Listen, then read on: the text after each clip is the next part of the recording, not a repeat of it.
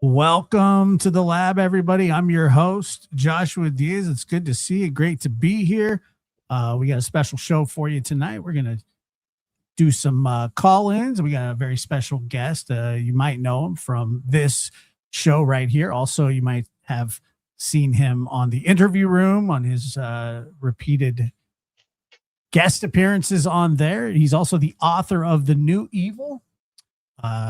And a forensic psychologist, a musician for that matter as well. He has a music page that will run in the chat. If you haven't been over there, go ahead and check it out. He's a classically trained pianist. And by the way, I really do appreciate, I saw the piece that you did. I left you a comment on there, and it was very nice. Also, isn't that there's also a way that people can, because you're not monetized on there, but there is a way people can send you like a buy me coffee or a tip sort of thing, correct? Oh yeah, that's true. There on every little video, there's a PayPal link if people want to send a little something.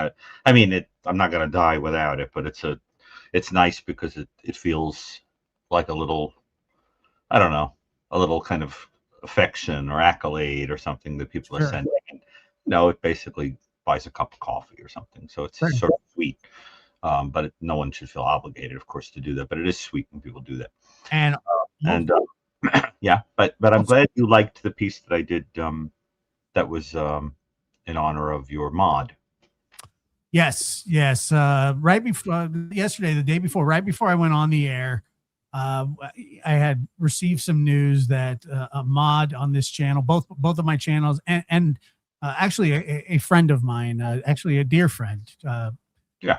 Her name was Catherine. Her username was Cakespoo. I found out just mere minutes, and usually I can kind of keep things in check. I had a bit of a cry, and it was it's very sad, that when people die so young and unexpectedly. So I just wanted to send condolences again to her family, her son, and her father and brothers, brother, I believe. And it's just it's a terrible thing, when somebody passes away. And there are so many people in this chat, not just in this chat, but also on a friend of mine's channel, Manimal Reacts, is where about 4 years ago I came across her. And we spent time on panels together, and it was just it's a very nice person, and it's very sad when somebody, and she was so sweet to everybody in the chat. She was a favorite, to be honest with I remember her very distinctly. yeah. I even talked to Chris. Chris is like, yeah, she was. I told Chris, I said she was a big fan of your guys' show. When you guys would get together in the interview room, and Chris remembers her very well as well. And we all do, because she was a constant and yeah, just a nice person. So I remember that she was in Australia. Correct. Yeah, Brisbane is where she's from.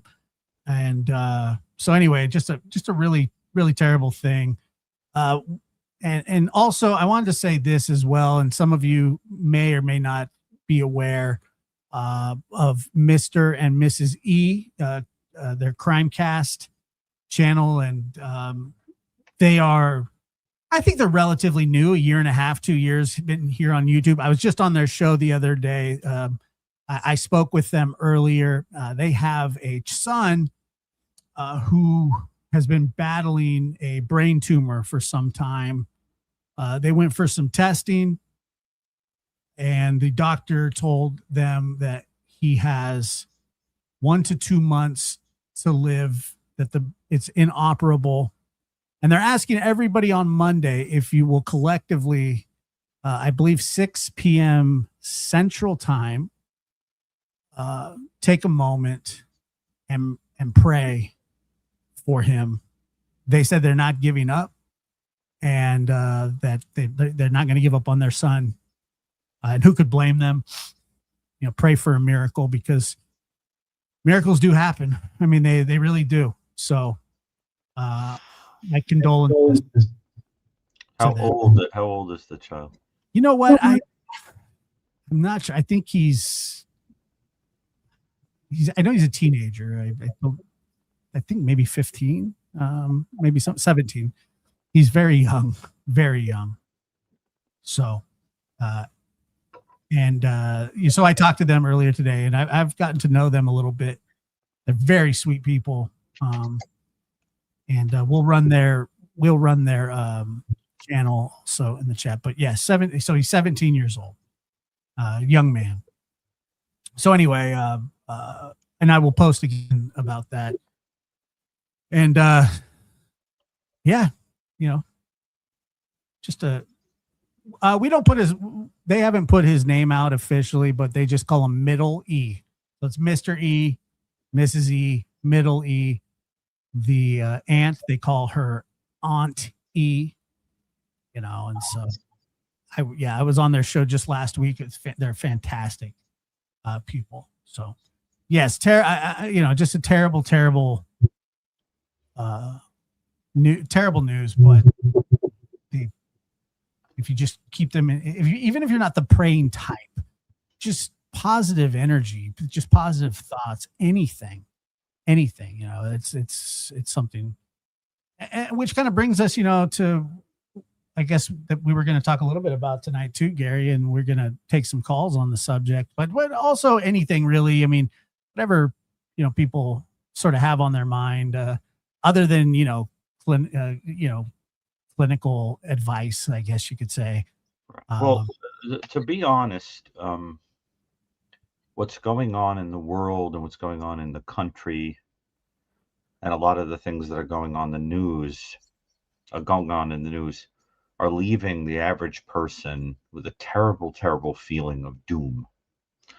The problem is that there's very little light to be seen in the media right now. I mean, you open it up, you open up a newspaper and it's like war, destruction, an expanding conflict, increasing terrorism risk, people tearing each other apart in this country, and then the true crime stuff just on top of that. It's a lot. I've often thought that one of the reasons people are drawn to true crime is that when the darkness is associated with the case being solved, it gives people this fantasy that the darkness has been like put back in Pandora's box, like as if like it's been tied up in a package and is locked away, like when the devil gets put in the pit at the end of the world. It feels like everything is tidy again. The problem is that as soon as you turn your head, there's another awful thing. And so what I was hoping we could do tonight is that in speaking about all of this stuff, we can try to remember the glimmers of light that are there so that we don't all get gobbled up in that. But it's hard right now, don't you think, Josh? Sure. I mean, yeah. lying if we said otherwise. Of course. Like, there's reminders of every day that life is tough and that life is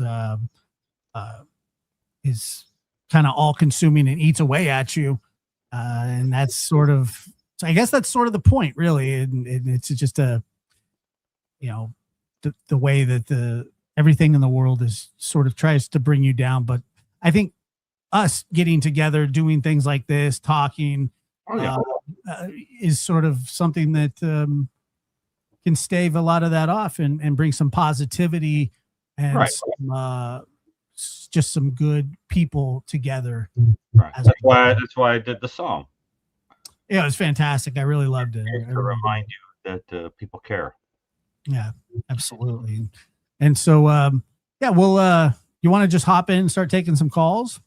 Yeah, but just remember, Josh, for those in the audience who happen to be of the Christian persuasion, remember what Christ talked about, the dark times. He said that they were labor pains,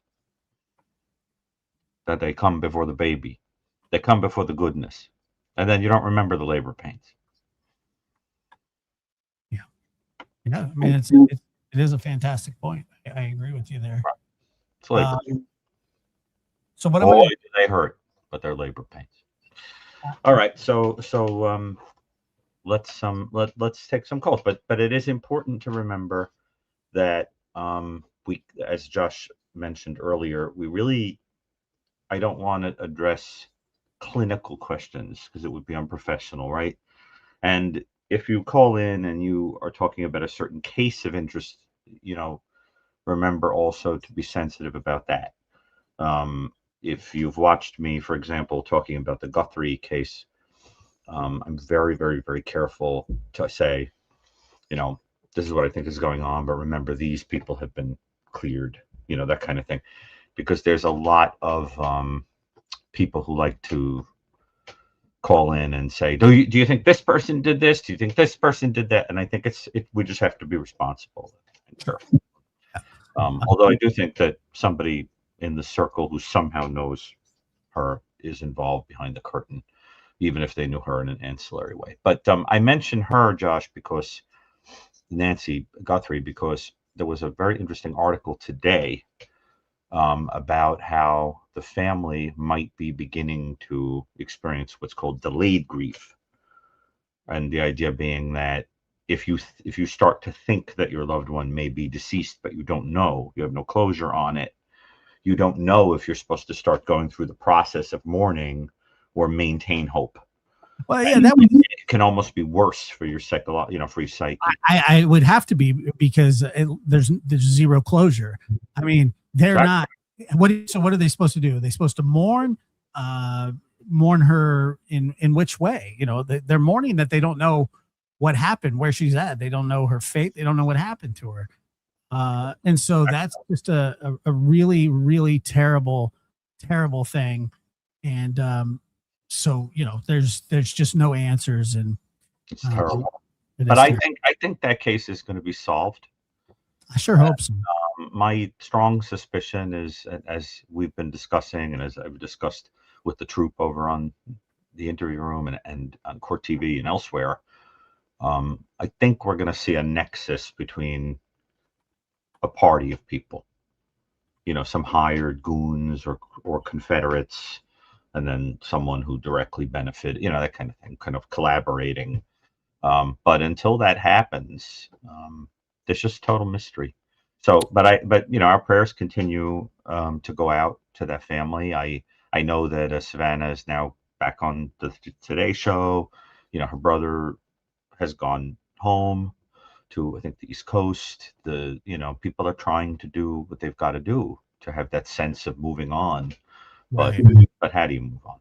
So, but I just wanted to give that as an example of a kind of strange process that also involves a mourning.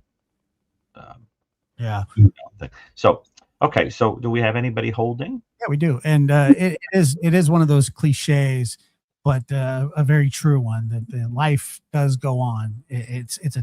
That's really a terrible fact. It's a sad reality, but I mean, that's just how it is. So yeah, we'll take our first call, and let's see, it's going to be Jason.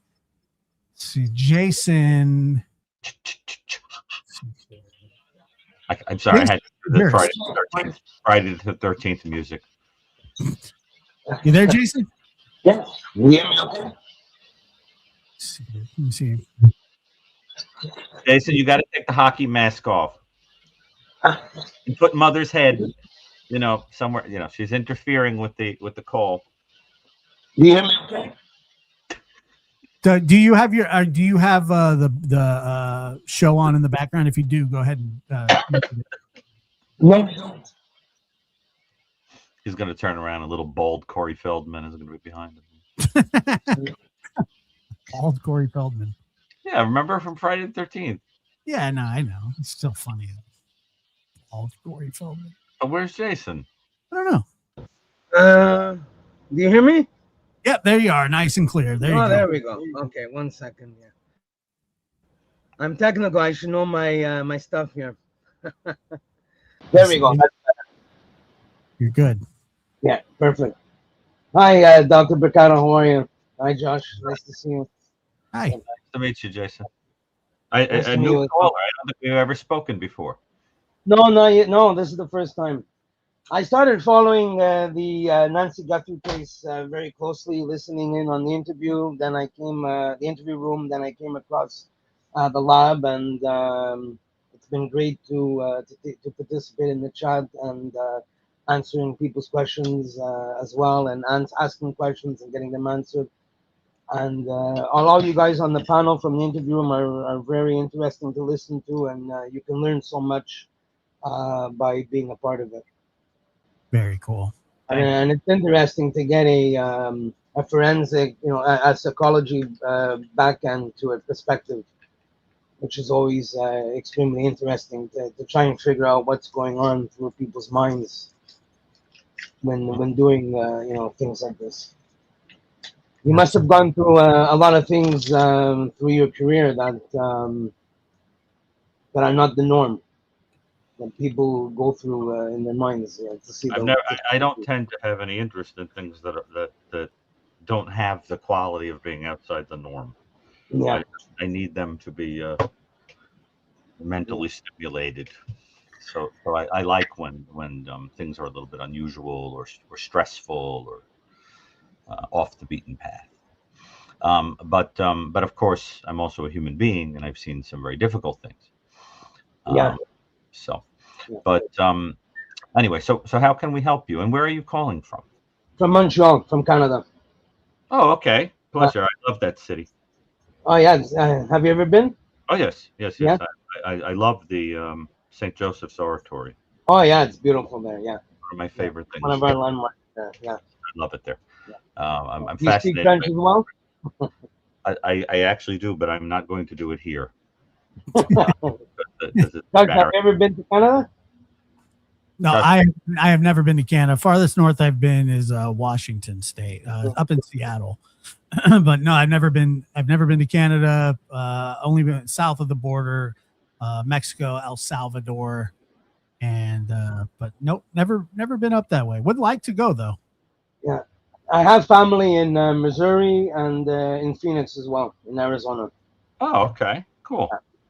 Except they're at the other end, so it would be about 2 hours or so to Tucson. So I wanted, by the way, Josh, I just wanted to say in person, condolences again for your friend, and I'm glad that we were with you in the lab the other night to try and comfort you. Well, I appreciate that, I appreciated all the support, and thank you for your kind words and messages as well. It took me a bit to kind of defrost, I guess. You probably saw it happen live, and I know that there were people that were a bit worried, that I was having some sort of breakdown. I wasn't. I was just dealing with the emotions really on the spot, and Well, it's only normal. Yes, yeah, I think so too. So I wanted to take advantage of the time to bring a few points specifically around the cameras of the Guthrie case, and also the possibility of a jammer being used. Right. And at the same time, I'm getting a lot of questions between your chat and the interview room, and I know that a lot of your viewers cross over from one to the other, especially on the same nights when you're both on. And I get a lot of questions on technical security and so forth regarding this case, and how people should secure themselves, in an aspect of the case. And there's only so much I could write in the chat. So as I go along, I'm going to also just bring up a few awareness points that we can all learn from this case. As tragic as a case is, especially when there's technical aspects to it, there's always things that we can learn from. So I just want to everyone's been asking me about how Nest and Google were able to recover this footage. Just to give you a quick, I'm going to explain this in layman's terms. Whenever you build an infrastructure like that, and a software and a program of capturing an image and then sending out a notification of detected motion, Nest and Ring, I'll use the two biggest ones, they were when you're building such an infrastructure, you have to decide how it's going to work. And Nest took the decision that without a subscription, it will notify you of motion.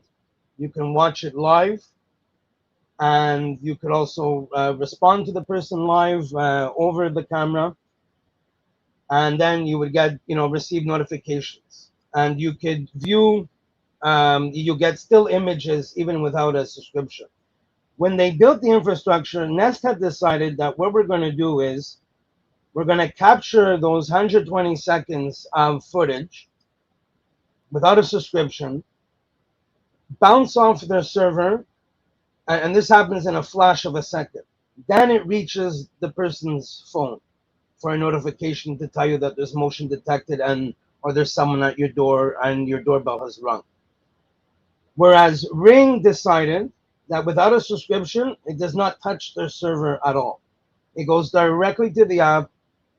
So this means that had Nancy Guthrie had Ring, it would have been impossible to retrieve anything because the Ring was designed in a different fashion.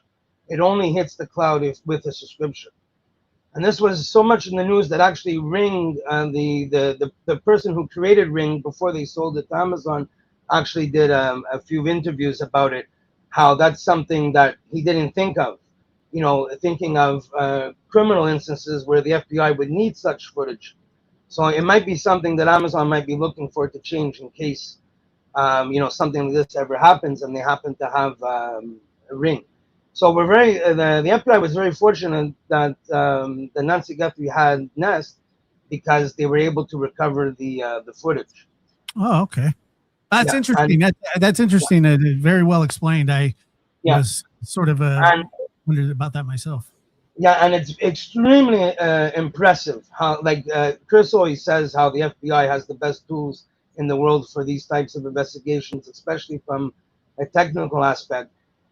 Really, the server that it goes on, it's not simple. You cannot just go in there and type in, okay, Nancy Guthrie, or put in her username and find the footage. It is scattered. I would use an example of, let's say, while you're out of your house and someone hands you a piece of paper or a business card or a flyer that you don't care about, and when you get home, you dump it in your recycling bin. And your only chance of recovering it is until the next time that your recycling passes and you put it out to be collected. And it might not even be collected. You might not even be able to recover it from your recycling bin if you had, let's say, like a leaking milk carton or something that damaged it. So it's very impressive that they were able to recover it because that's the way the server is. All of that info is just scattered amongst millions of other data points like that. And they really had to do some sophisticated searching in order to find that footage because it is in no shape, way, or form organized in a fashion that you could easily find it. So it's very impressive that they were able to recover that. And so let's say the offender at the door, the reasoning for the covering of the camera was quite foolish, like, with flowers or whatever it was, weeds. It doesn't really, accomplish much. But the reason for destroying the camera was to limit the amount of times that an alert will go off, either on Nancy's phone or anyone else in her family who had access. And that's another point. I would love to know if any of the Guthrie children or any other family members had access to her app on their phone, because they may have woken up the next morning with motion alerts telling them that there was motion the previous night at the home.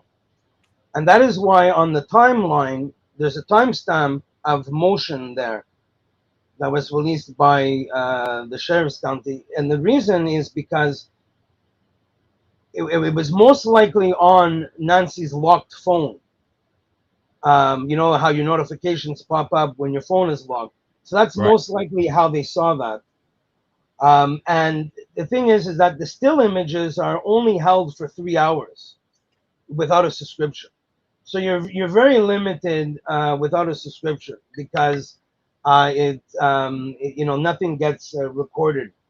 You only have it will last. It captures still images, but it's only there for about a period of 3 hours. Well, let me ask you something, since you Yeah. appear to be somebody with expertise in the area. Mhm. Um, what do you think is the sophistication level of doorman? Okay, so yeah, you see, I'm getting the opinion now that this goes a little more sophisticated than we think, and not so foolish of the camouflage, or the flowers they were putting in front of the camera. I love your analogy, Dr. Brucato, when you say that there's a chef and there's waiters and busboys and so forth. Right. And that's what I'm thinking. I'm thinking that the person at the door was most likely, just a waiter. And there was someone, the chef, who was, telling him, hey, there's no subscription there. Don't worry about it. But break the cameras so we can limit the amount of motion alerts that go out. So let's say if the mastermind behind it, or even the person at the door, because we don't know, how many people were involved, the reasoning for breaking the camera was to limit the amount of times that an emotional alert would be sent to anyone who has access. Because, you're taking a chance of, motion going out once. We don't know how everyone else's habits in the family. Do they keep their phone on silent? Are they on the lookout in the middle of the night when they go to the bathroom or something? Are they looking at the phone to see if there was motion at her house? We don't know these habits. So the reason for breaking the camera was to limit the amount of times that a motion would go out. Okay, And probably, yeah. So what you're saying is, so if when then he just ends up ripping it out, correct? So then, Correct. would that have sent an alert? You usually do. You see, that's the other point, is that you need to have these things enabled. Okay, to be if my I have a Ring. Okay, if my Wi-Fi starts to malfunction, it will alert me that, hey, your cameras are not functioning. Like But it's you need to offline. make sure, yeah, that it's offline. You need to make sure you're setting these things up. And that's the other point. I think that the cameras in the house were most likely did not have any motion alerts enabled. And when you don't have that enabled, therefore there's no motion detected, and it will not hit the cloud. So I think that's why on this massive server, we're only getting images from outside, because if the motion inside was disabled, then there would not be any of these motion alerts or images that were sent over to the Nest server. And my only guess to that is that they haven't released it, but perhaps there is images and they just haven't released them. Maybe they're keeping the inside confidential. But the thing is that the sheriff did mention that there was no other images captured. So we're not too sure of that point. And back to the question about the sophistication, Doctor. Right. The jamming, the possible jamming that's being brought up, that's making me think, okay, there's a little more on the technical aspect here now, because they were smart enough to disable the camera, to smash the cameras, not just toss them to the side and to hide them. It was to destroy them, to make it malfunction. And when it's not recording or detecting any motion, then there's no images to get from the cloud after. So Right. they're good enough to do that. And now we're hearing reports about jamming. Now, I have a little issue with the possibility of jamming. In my opinion, there's too many stamp points on the actual timeline which tell us that there was functioning Wi-Fi, because we have a motion alert, we have the very crisp and clear image, mind you, that was taken from the cloud. That is a very clear image that they were able to recover. Which tells me that the Wi-Fi was working extremely well, because that was a very good clear image. And there's only so much that the FBI can do in terms of fixing what has not been captured. And what I mean by that is that a malfunctioning Wi-Fi, let's say if you're lagging, you can't create footsteps out of it. We don't see the offender's foot go from one step to like taking 3 steps. We see clearly that he's making, one step after the other, and we're able to get a very good personality trait as to how as his movement. So those images were extremely well, which tells me that the Wi-Fi was worth it. Now the FBI, of course, they can enhance it if it was blurry and so forth. But for example, they can't create a step that doesn't exist. Let's say those flying cars, those 12 cars that went flying by, that was reported by Fox News. Now those images are blurry. Now the FBI will do everything they can in order to see what kind of cars they are, and they can enhance that video. But for example, we could see clearly that there's no image at all from the back of those cars. So it's not as if they can go in there and turn those cars around in order to capture the license plate. So I'm just giving an example as to how I see that, how crisp that image was that was recovered from the Nest server. It really shows that the Wi-Fi was functioning very well. So we have also the stamp of motion, Right. and then we also have the disconnection of the pacemaker from the phone. Now that's 40. There's a 41-minute gap there. Now, if a jammer was put in place at that moment, that means they spent more than 41 minutes in the house, which I highly doubt. Now, with the reports with the surrounding neighbors reporting, apparently there's been a few, more than one person reporting that their Wi-Fi was malfunctioning that evening or that morning. Right, and a dog that got a little sort of excited. Yeah, exactly. So what that could mean is perhaps en route or on the way out, they enabled that jammer to reduce the amount of footage of them, getting out, of possible door cams and cameras capturing them exiting, passing by people's houses. So things that the FBI can look into from here is contact the local internet providers, find out, okay, do we have any massive reporting on, several circumference of this area, internet not working during that span of time? And then just to explain how a jammer works, depending on the type you have and how sophisticated it is, it can do two things. It can completely wipe out any Wi-Fi, disable Bluetooth, disable 3G networks, no cell connectivity, or it can also, if it's not powerful enough or not close enough in proximity, it can make a malfunctioning Wi-Fi in the terms of it can lag, and it will reduce the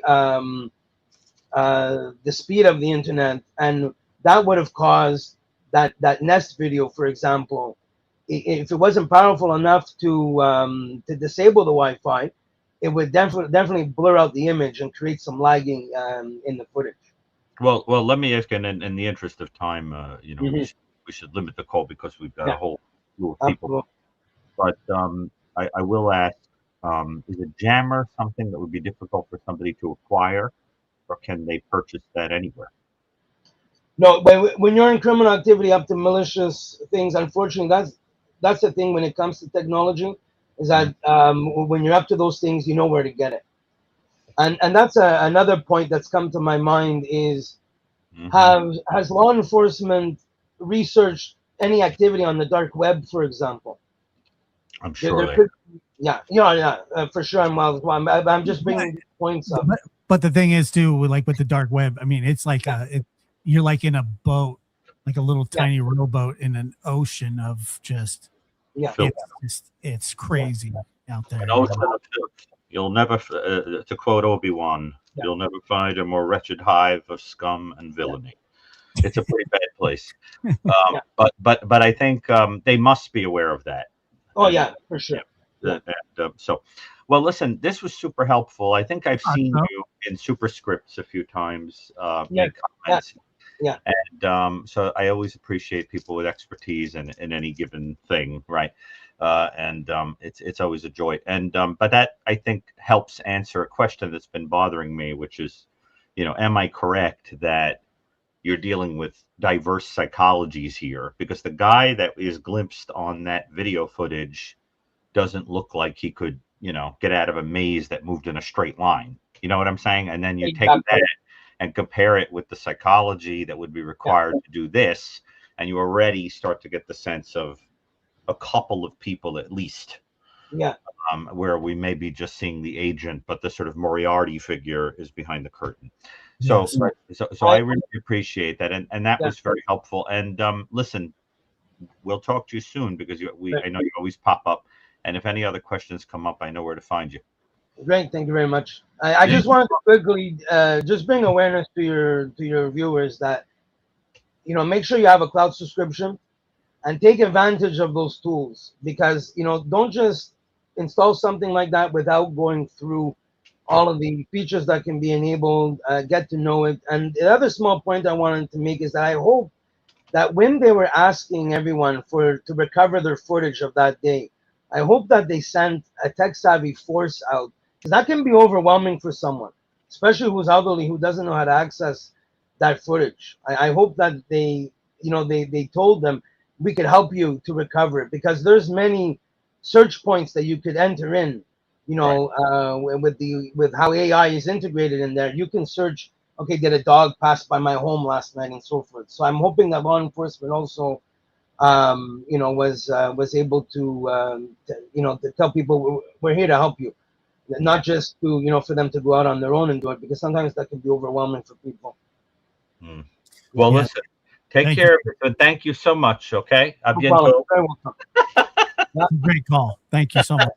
Bye. Bye-bye. See you in the chat. All right. So, who's next up? Let's see. Janet, go ahead. Where are you calling from, Janet? Oh my gosh, I knew you were going to ask me that. Is it hard to you don't know where you're from? It's embarrassing. Where is it? Let me guess. Maine. No. Planet Janet. What's that song? Yeah. Venus. Oh man, you're taking me back in time. I'm originally a West Coast girl, and I'm stuck in Texas right now. Okay. That's embarrassing. I'm sure we have a lot of Texas is embarrassing. Yeah. You're gonna offend a lot of Texans in the chat.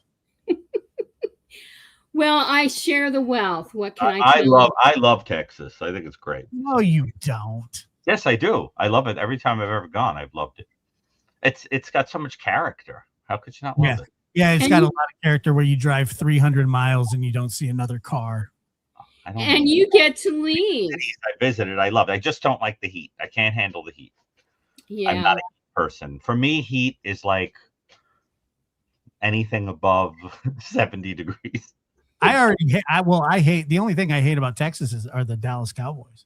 That's it.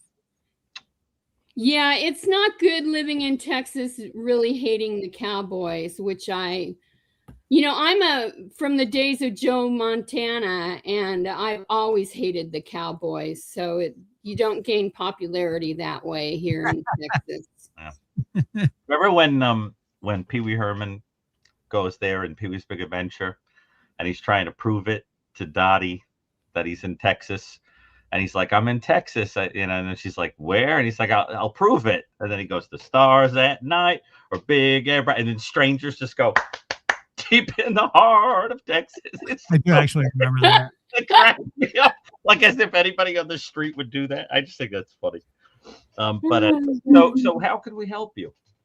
Well, actually, Dr. G, I was wondering if you heard about the time that Sherlock Holmes and Watson went camping. Now, this is some kind of trick question. Do you mean in the canonical stories, or is this a joke? Because technically speaking, they did do things that might be considered camping. So if it's a trick question. No, actually, this is folklore that was passed down. I see. I lived in Sedona, Arizona for about 14 years. Okay. And in the folklore there's a tale of when they were camping out in Oak Creek Canyon. Oh. They had been in Phoenix for some kind of conference, and they were given an opportunity to truly experience the West and go out on the trail and camp out. And so they bedded down for the night and were awoken by some coyotes howling in the middle of the night. And so Holmes says, Watson, did you hear that? And he said, yes. And so Sherlock says, well, look up and tell me what you see. And Watson looks up and he's looking at the stars, and he says, I see all the beauty and majesty of nature, and the stars glimmering and shining and dancing and bringing the sky to life and showing me that I am just a speck in this vast and wonderful universe, and that time is eternal and the stars shine even now, even though in some distant galaxy they're non-existent. And tell me, Sherlock, what do you see? And he says, elementary, dear Watson, somebody has stolen our tent. I would like to point out that we are 42 minutes into the show and Sherlock Holmes has entered the chat already. It's impossible to not bring him up. But I didn't. I referenced Moriarty. No, I referenced Moriarty earlier, way earlier than 42 minutes. Did you already bring him up? I mentioned Moriarty to the first call. Oh, I was able to block that out. Sorry. Well, I really do appreciate the little joke. That was cool. I hope that you have a question for us. You know, I love Sherlock Holmes so much that I was thinking about doing a book where I went through every single story and novel, Hound of the Baskervilles, so forth, and commented throughout through the lens of forensic psychology, talked about cases that are similar to the ones that are being referenced, talked about whether the techniques that are used are realistic, etc. And I think it would be a lot of fun, but it would be like years of work. It could also be a podcast series, I think, but I don't want to transform into a podcaster proper. I'd like to maintain some semblance of myself as a professional who just dabbles as opposed to running a show. What are you trying to say, Dr. Gary? I'm not trying to say anything. I'm trying to say that I don't have the time. If that became like a full-time thing, it would be, it's a lot of work. I don't have the time for it. I got you. And to answer the chat, yes, I have consulted on many documentaries and shows and books, and particularly when people are creating characters that are psychopaths. Some of the characters people approach me about are very silly. Some of them are excellent. But so what's the question that you have? Do you think any of the waiters are still alive? The waiters in the Guthrie, you mean you're talking about the metaphor I've made in the Guthrie case? Yes. Or are you calling from a restaurant with a very long wait time? No, in the Guthrie case. Sorry. Because I think I have asked the question in a couple of places in my lifetime. She's calling from a cafe. Do you think the waiters are still alive? I think I've asked that question before. I think I've also had the thought pass through my mind, that I almost wish they weren't because they were so terrible.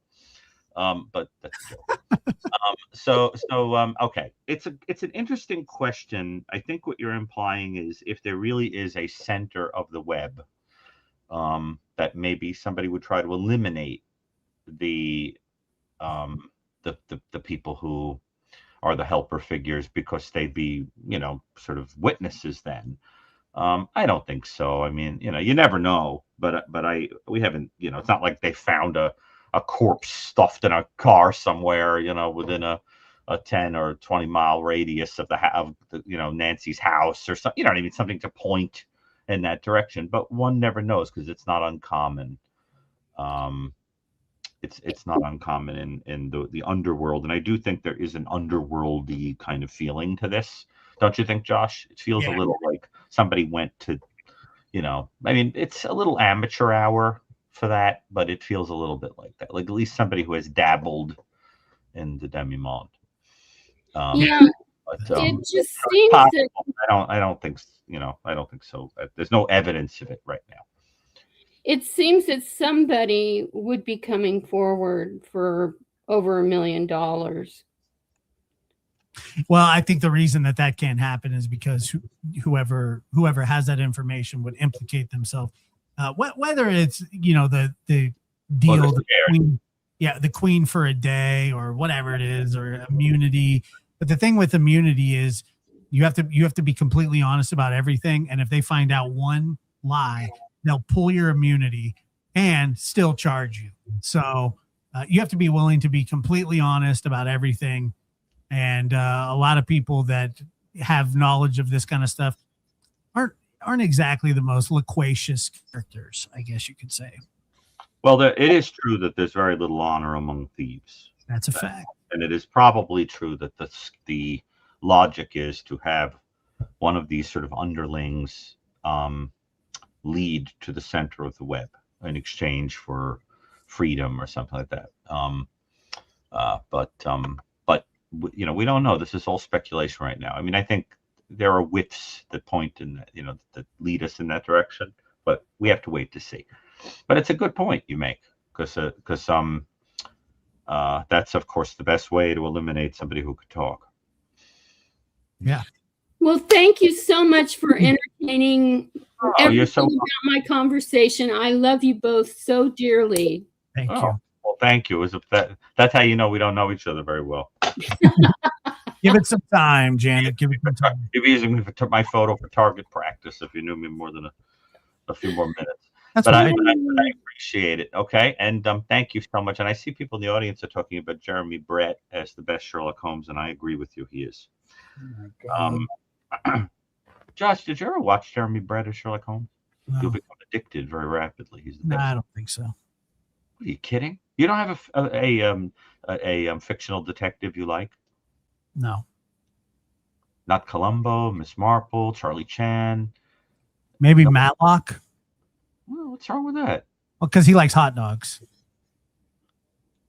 Well, that's an interesting criterion, Josh. Yeah, I think so. All right, Janet, thanks for calling.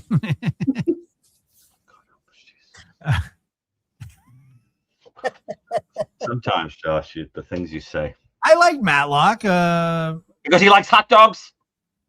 Well, yeah.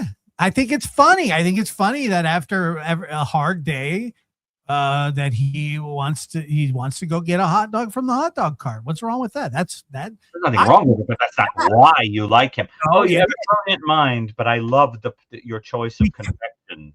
Because I can relate to that. That's Johnny Everyman right there. Yeah, but don't you love him because he's a great... Let me get my pipe, and what do you think, Mr. Watson of Dr. Watson? Thank you very much. Hot dogs. Joey H, what's up, dude? Go ahead, you're on. Oh, hey, what's up, guys? Happy belated birthday, Gary. Thank you. Yeah. Thank you. Although listening to Josh, I almost cursed the day that birth occurred. Yeah. Did you hear him with his? He went off on almost like I don't know what the word is, like an ecstasy about hot dogs. It's not true. I'm joking. I mean, it wasn't that. Did you excited though? Yeah. Did you go see the Scream? You said you wanted to see the Scream movie. Did you go see Did you Sherlock Holmes figure out who the killer was? I am going to be seeing it this weekend, but I have not seen it yet. So please don't tell me anything about it. I'm not going to see that. I'm still upset that they fired the other two girls from the last one. Really? I don't blame you. I can't wait for the next scary movie. Yeah.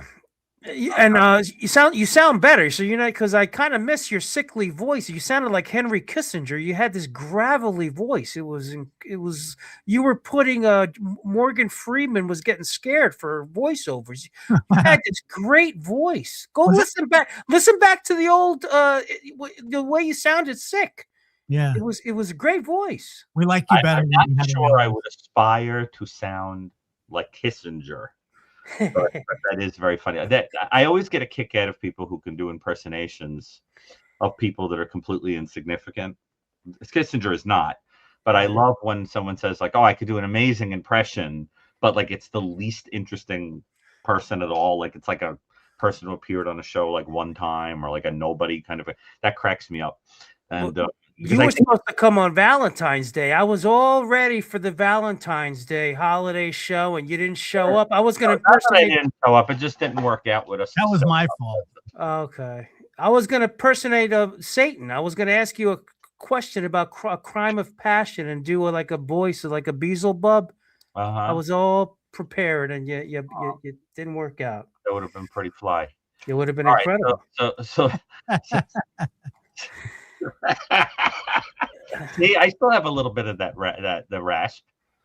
Yeah. When I laugh, So I always like to recommend, right? Gary, have you ever gone to Virginia, the Emily Dickinson? Did you visit her house? Have you visited? Yeah. Of course. Yeah. She's my favorite. Yeah. It's great. I was going to recommend the pilgrimage to her house, but I'll recommend Monk's house. I bet you haven't. I've done Monk's house. I bet you haven't done Monk's house, and it's incredible. And then you got to do the walk to the Ouse River. Okay, cool. Yeah. It sounds like an interesting idea. So you always have a unique question for us. So what's the question you've cooked up today? And I assume you won't be delivering it in the demonic voice that you had fantasized about. You want to get a taste of it? I would, yeah, I kind of do. I mean, if you wish. I do. Good evening, Mr. Brucato. I see you're a box. Of course, it's a box. You want to see Scream, right? So it's you're hyping you up for Scream. And of course, it's a box. I had an aunt that sounded very much like that. She must have had a cold. She smoked a lot. All right. Yeah, she was from out on the island. Go ahead with your question. Wow, that was good. Nice. Josh, say there is no Dana, only Zool. There is no Dana. That's good. Okay, what's our minds? Okay, so what's the question? I don't know if it's a question, but it's a topic I wanted to bring up and see how you guys feel about it. So I wanted to talk about the issue of a compassionate release and the legal mechanism that allows incarcerated people who have a terminal illness to spend the last days of their life with family. And I wanted to hear what you guys your guys' take on it. Do you guys support a compassionate release for a person who's clearly committed a heinous crime? Well, first of all, you have to add in the part of the law that says that there have to be extraordinary and compelling circumstances, right? It's not just that you have a terminal illness or you've got advanced age or there's something debilitating you. There also has to be extraordinary and compelling circumstances. You have to make a case, and then you file a request with the your warden. And if like 30 days go by, you have to go to the court. You could go to the court directly, and then there's all kinds of documentation. And in other words, it's very hard. It's a lot of work to do it. But the question is, I mean, I actually think it's a better question for Josh because he knows someone who is a prisoner. I know a couple people. So what do you feel about it, Josh? If let's say, one of these people that was dying and made the argument they wanted to make their peace with you and see you, and what do you think about that? Depends on the crime, I guess you could say. I think life in prison means life in prison for a reason, and I think that I have an uncle who ended up with I believe it was what was the cancer that the Alex Trebek had? What was that? Pancreatic. Yeah, he had pancreatic cancer. My uncle, who was serving, I think it was a weird sentence. It was like 14 to life in prison. And he was very sick, and his son and brother filed the paperwork for that, and it was denied.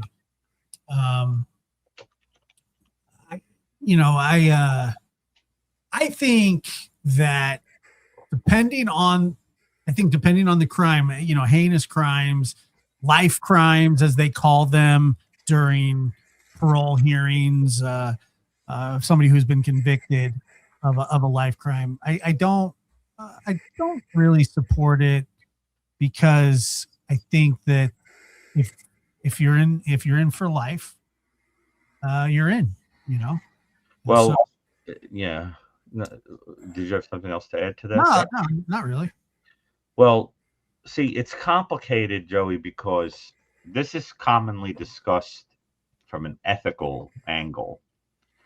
And part of the what you want to take into consideration is that if appropriate care is not available in a prison setting for a prisoner, that might be available outside, then the logic is that from the perspective of human dignity, it would be ethical to allow the person to have that care outside of the prison setting. And also, some people make the argument that it would be more moral to allow someone to spend time with their family if there is a loving relationship, or if they want to make their peace, or they want to, you know, have a spiritual kind of closure or whatever.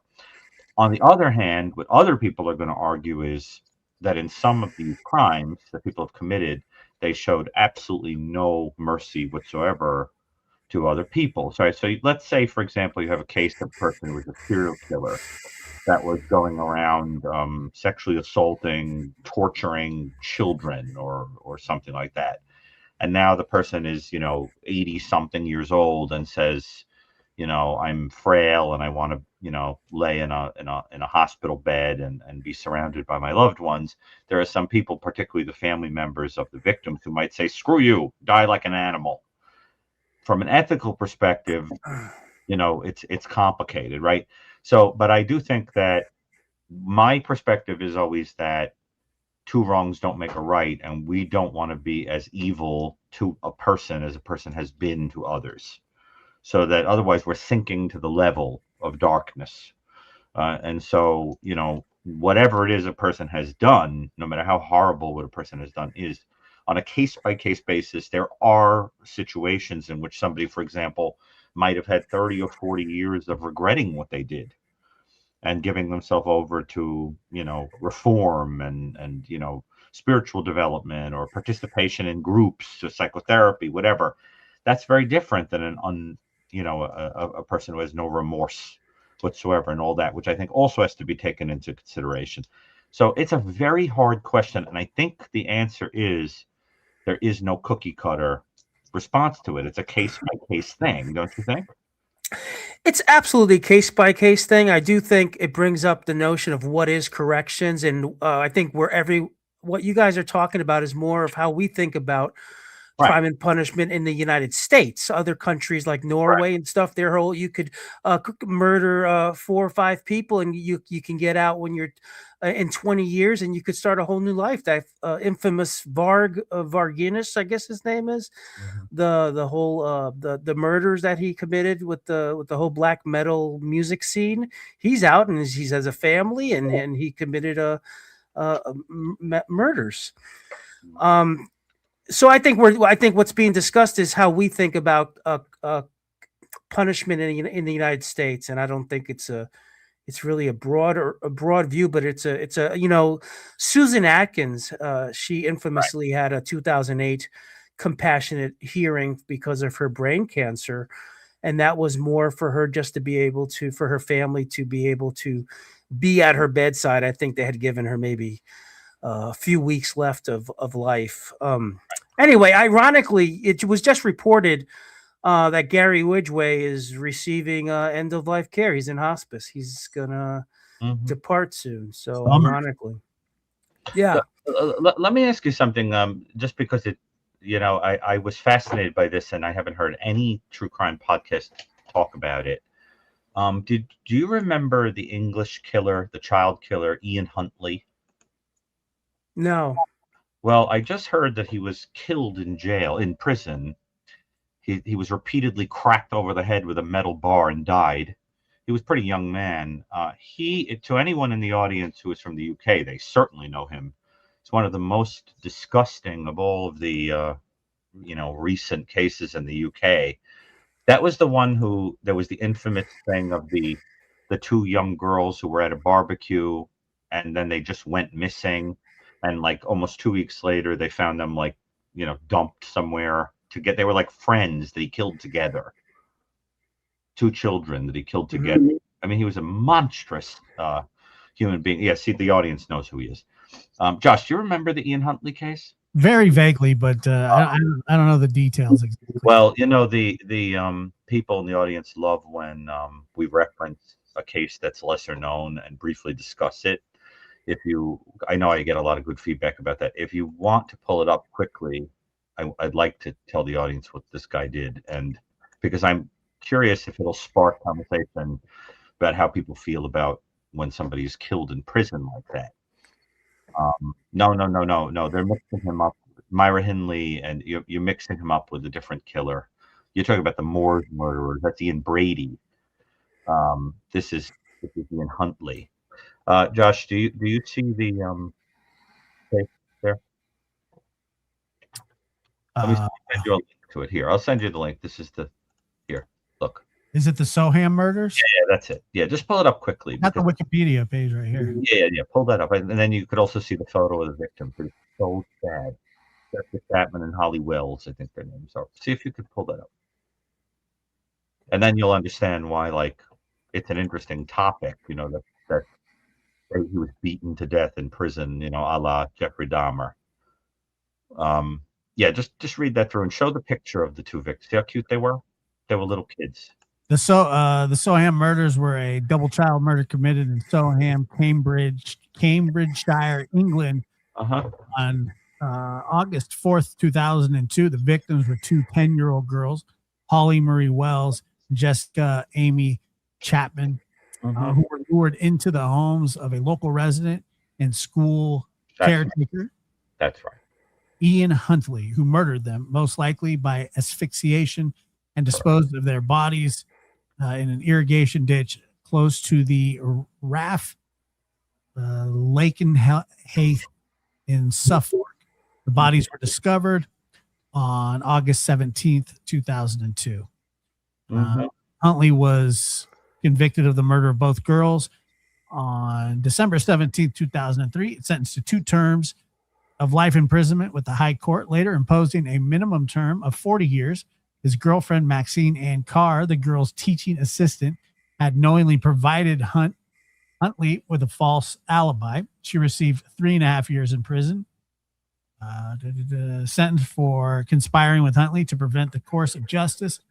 Huntley died March 2026 after sustaining several head injuries inflicted in an attack by another inmate at HMP Frankfurt. Right, and Josh, some of the details that are not being given there, at least in this part of the article, are that they were found charred.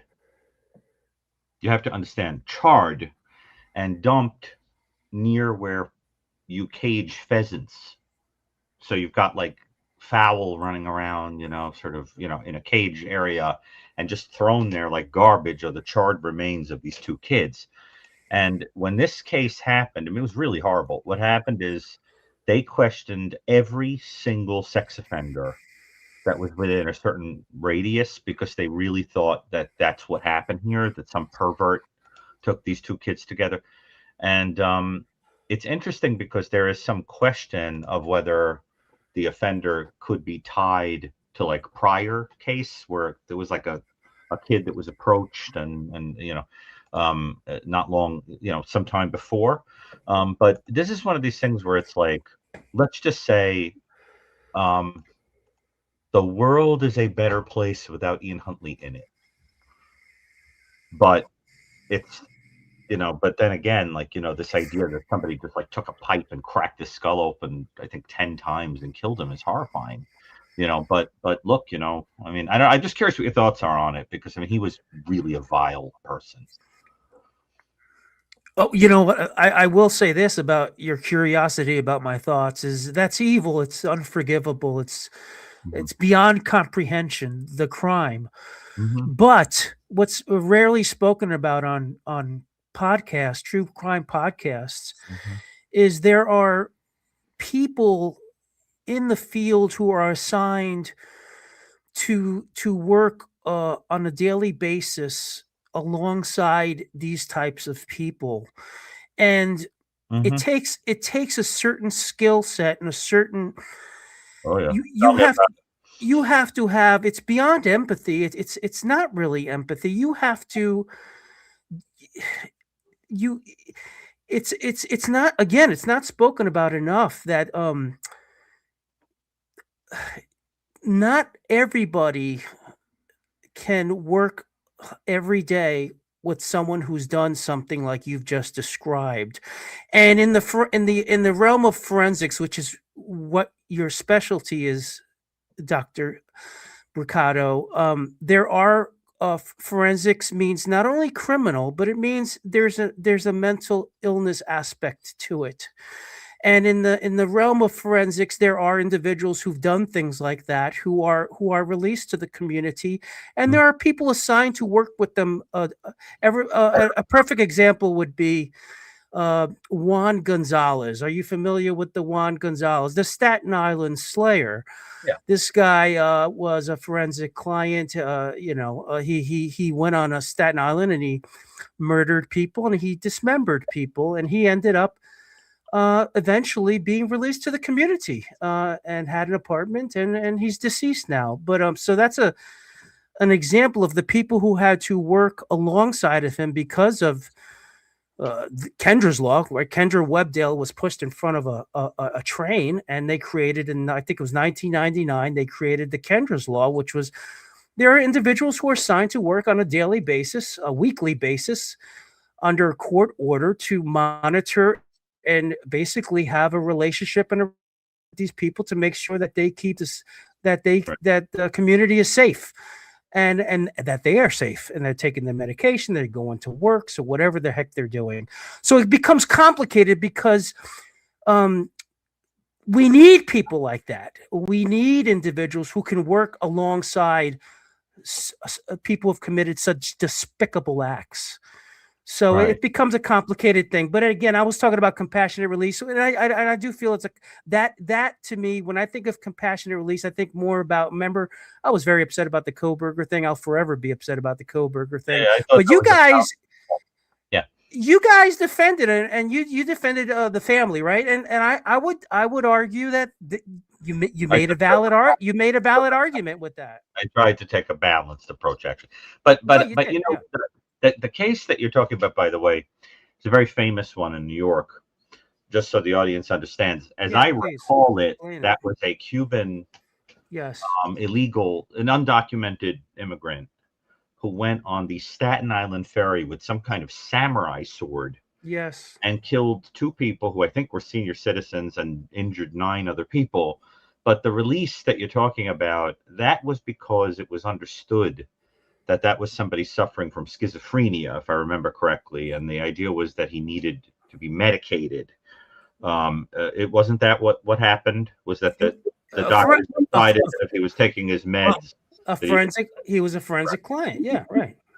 and it is a very, very well-known case in New York and deeply disturbing.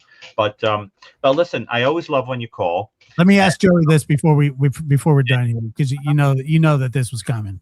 I think you had to know. Oh no! If Brian Koberg ended up with pancreatic cancer and had 2 weeks to live, would you want him to go to his parents' house and hang out? You're a brilliant guy, because you're right. I was worried that question was going to come, and I got it. And I got an answer for you. I have an answer for you.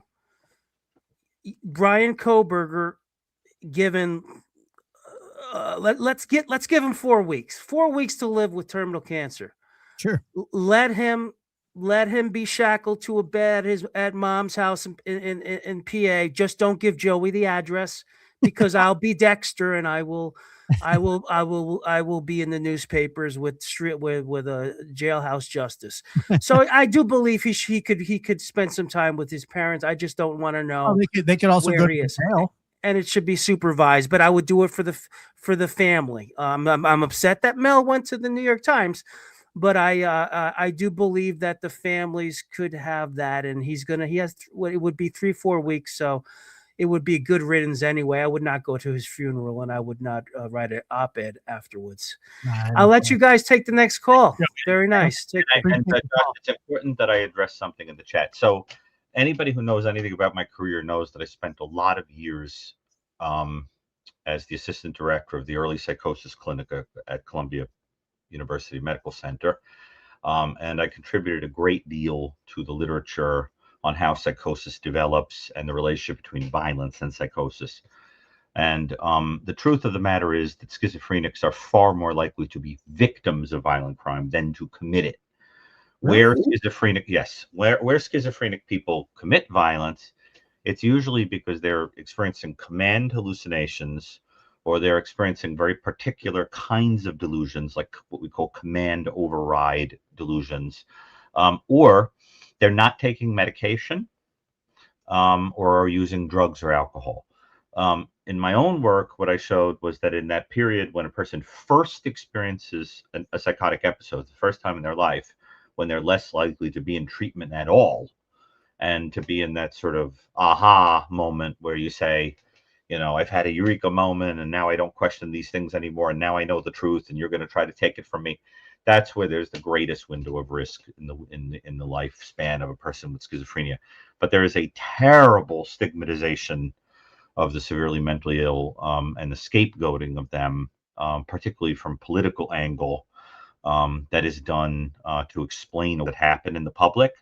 But the truth is that the vast majority of violent crime is committed by people who lack coping skills, who are kind of emotionally immature, who are personality disordered, who have circumstances that drive them to it.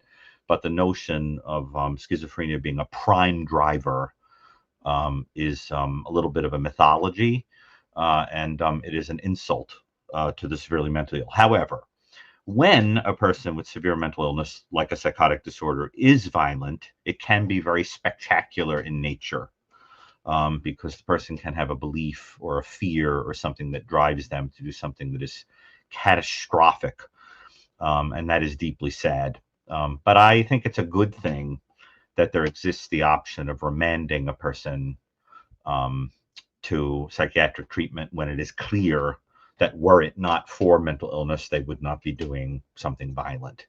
And then there are some people that have psychotic disorders and also are psychopaths. For example, Albert Fish, who I write about in The New Evil, was both psychopathic and schizophrenic at the same time, which is hard to understand, but it is true. But I have a very great love for that population. And I'm very protective of them. And as somebody who does works in both the forensic side and the severe mental illness side, I can tell you, don't fall for the depictions that you see in the media. Now, yeah, Josh, who was next? Very well said. Very well said, Doctor. Okay, let's go, and we'll be getting to super chats here shortly. So if you have sent one, appreciate it. We will get to those questions. The person that's super chatted right now on the screen is somebody who has interacted with me on the music page, and I appreciate very much the kind comments about the music you make. Thank you. I didn't see it. Yeah, the person is on the screen now. Oh, got it. All right, very good. Okay, so let's. Who's next? K-Light. K-Light, where are you calling from? Okay. From Light. Hi there. I'm calling from South Dakota. Hello. Dakota. That is the state where you are statistically. That's the state where you're statistically least likely to be killed by a serial killer. South Dakota. Yeah, because it has the least amount of people in it. Correct. But it is also, that is correct. California is the state in which because it has the least amount. Yes. Hey, Light, can you mute? Let's see, mute your whatever device you have going that's playing us. That way there's no echo. I'll give you a second to do that here. And California is the most because of the population, right? Probably because of the population, but that is actually true if you look. Also, us Californians are straight up weird sometimes. true. If you look. Also, as Californians, still got a little echo going on there. Hearing a little echo going on there. So okay, so how could we help you? Sure, which device? So okay, so how could we help you? Oh Sure, God, I hate which hearing myself. device? So okay, so how? Hold on. I can't stand the sound of my own voice on the recording, Josh.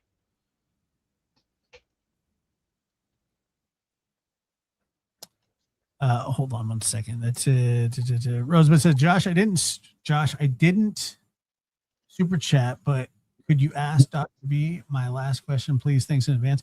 Yeah, I try to work in and we try to respond to questions that you don't necessarily have to super chat, but I like to be fair to the people that do. And Is that better? yeah, sure is. Okay, good. Howdy So doody. yeah, I'm from South Dakota. That is very interesting. I didn't know that about serial killers. I did spend 30 years in Austin though, so I got a bit of a draw, a weird accent. Sound normal to so- me. Yeah, that's good. I guess But it depends on you how did qualify have normal. serial killers. There have been serial killers in South Dakota, though. So I got to thinking as I was going over the timeline. Mm-hmm. You can still hear me, right? Yes. Okay, cool. So I was working on this timeline and I got to a hard stop because Mm-hmm. I was questioning with the signal blocker. And the motive. So if the guy was going in to unalive her and remove her, those two things, the goal would be to be there less than 41 minutes. And I figured out a way that you could minimize that. It's a theory that would involve somebody that knew her. And it would involve more than one person. So let me just, without trying to take up a bunch of time. So if she got picked up by an Uber, I'm sorry, forgive me. and went out her front door, because it makes the most sense, and there's no record of the garage door opening. Right. And she's standing outside, which I have mobility issues. I'm in my 60s, so I was kind of trying to think like that. She's standing outside waiting for the Uber, and she looks down to her left and sees some type of like those cam keys that they make to get the camera off the wall real quick. Maybe whoever had planned to do this had left something right there. That would explain why this person looked down and to their left. And what if there was somebody standing, if they're facing the camera, this would be to their right. There's been chatter of potentially a light right there from a second person who was maybe shining their light onto the door cam so that they could get it off. The foliage would be good for that too. So if they went to go get that, to get the camera off and it wasn't there, they would have to take a little bit longer. I feel like if you profiled this person, they're probably a little bit lazy, but super duper techie. And I don't, no offense to gamers out there. I've got some grown kids that are gamers and I know they're really smart, but this person is really techie, but not necessarily street smart. And so she maybe grabs, Nancy looks down and she sees it and she's like, huh, she puts it in her bag. I think they should check her bag for something like that. But fast forward to the 9:48 and open of the garage door and the 9:50 close. That's 2 minutes. And I worked to see what can you do in 2 minutes. So, I mean, unfortunately, it depends on if you're talking about somebody directly close to her, like a son-in-law, or maybe, someone very close to him that was maybe waiting in there or slipped waiting right around side of the garage door, and when the garage door opened and he walked her inside.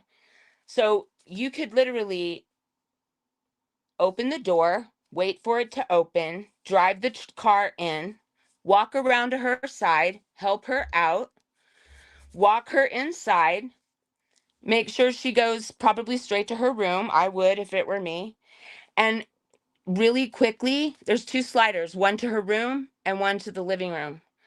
And if they went real quickly and maybe the son-in-law was busy with her, or this person just walked over and unlocked that slider, that would be how that person could get in. So all that can actually be done in 2 minutes. It would be really, really tight, but it can be done. And I worked with that a lot. So the other thing that what stopped me hard on the timeline is her pacemaker disconnects from the Bluetooth of her phone at 2:28. But if there was a signal blocker, then that would, according to the research that I did, it could delay, because her pacemaker, the type that she has, it doesn't stream its data directly to the cloud or whatever, wherever it collects the information constantly. It will just like run every, like hour, it'll check on her. But if there's some type of an event where, in this case, like it disconnects, then that would trigger it. But anywhere from 20 to 40 minutes, right? But let's just say they got in and out of there in 20 minutes, left with their signal blocker, and then as soon as they did that, everything would go back online again, and her app would try to reconnect with her pacemaker, and it wouldn't be able to do it. So you can't, you can say it, there was definitely a transaction between the pacemaker and the app at 2:28, but that doesn't mean she was leaving at that time. So if somebody entered through the slider and they it would be in the living room, she doesn't hear them, and they go straight to the front door and get rid of the camera because they know they got to take her out that door. And they come back in the house and they deal with her, and whoever was standing there goes back to a vehicle and waits. And this person very, very quickly goes in, does what they need to do with her, and they don't realize that she's not completely not with us. And she could have been even barely breathing, kind of unconscious, easily bleeding from her thinners. And then when they carried her out, she kind of went, kind of woke up for a minute, coughed a little bit, dropped the blood on the inside and the outside. Another thing I had to explain is that backpack. What would be in that backpack that would make it so full and so smooth? It could be 2 really important things. One of those tarps made out of kind of like what that backpack was made out of, something really quiet and thin to wrap her in, and then a change of clothes. So he gets her, takes her out, puts her in the car, comes back inside, locks the door, cleans the mess, picks everything up, and goes out the way he came. And the only problem would be if she always, her pattern of behavior was to lock the slider. But if every once in a while she forgot to lock that slider for whatever reason, then that part could be explained away. But the back door was left open. And I mean, you could go a long way with the theory, but I do think that now that we know that there was a signal blocker, We don't know it that. explains That's a lot of things. We don't know that. That's a hypothesis. And I think that if you inverted that timeline a little bit, you'd get that shorter amount of time that would go with. Because if you're going in, can you hear Dr. Gary?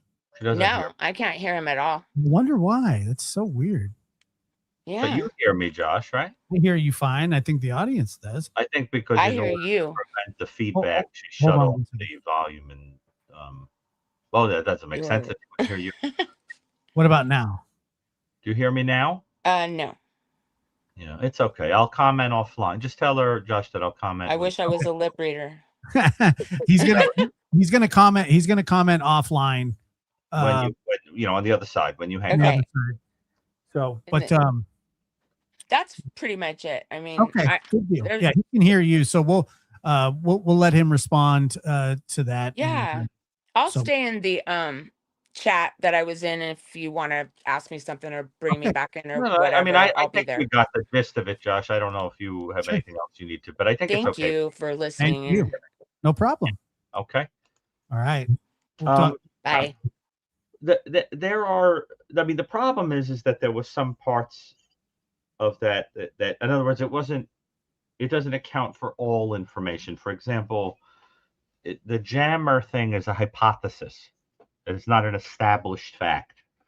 The back door was not closed by somebody who went in and tidied up, that kind of thing. There are some little problems in that story. I agree with Jason that the pacemaker would have disconnected immediately if a jammer was used. So there are some, but it's an interesting thing. I like the way you're thinking, trying to lay out all the information in a grand scheme, way to work it out. To me, the biggest problem with this story is that it is extremely hard to understand why somebody, whatever the motive, if the motive was robbery gone haywire, which I don't think it was, if the motive was sexual, which I don't think it was, if the motive was homicide made to look like an abduction, if it was an abduction where somebody accidentally died, none of that explains spending 41 minutes there. That's the part that bothers me. There has to be something else to this story. Talking to her, looking for something that was in the house, trying to eliminate evidence of something that was in that house, expressing rage toward her. Something. What went on in that 41 minutes? It's like this black box, right? Because the other motive, or the caller is right. You sort of be in and out. Yeah. Well, For the other motives, right? yeah. Yes. And also, I just saw somebody in the chat say that nobody else was having internet issues around that time, but I've heard different. I've heard that there are reports that there possibly was. That's why this jammer theory has become kind of prevalent, but also probably because a lot of things are like, these sort of things sort of, when depending on how slow the news day is when it comes to that stuff, they really dig into certain theories. But I don't think that I'm the only one that heard. Hope at least that I wasn't the only one that heard that they were having issues. And no, she could not hear Dr. Gary because as soon as she heard me, it doesn't matter. It doesn't. I mean, I don't know why people even are making a thing of it. I'm just saying. But I think, Josh, that what I like that she's doing is she's trying to find an all-encompassing hypothesis and shape it according to information. The problem is we have to be careful because the jammer thing is a hypothesis. Agreed. Right. But there was something, and we don't know what it is, sticking out of that person's pocket. Whether it be could have been a walkie-talkie. Could have been a walkie-talkie. Could have, and I just for giggles, I went and looked at like a jammer, and walkie-talkies and jammers have very similar antennas. So, no, it's interesting. But there were some things that were stated as premises in that syllogism, that she was doing, that are actually theoretical or assumptive, and we have to be very careful. If you just sort of like lay out what is known, the problem I have with this story is that we don't know the most basic things. We don't know how many people there were. We don't know. I mean, we can deduce certain things, like there must have been a car involved, that kind of thing. I mean, certain things that just had to be true, right?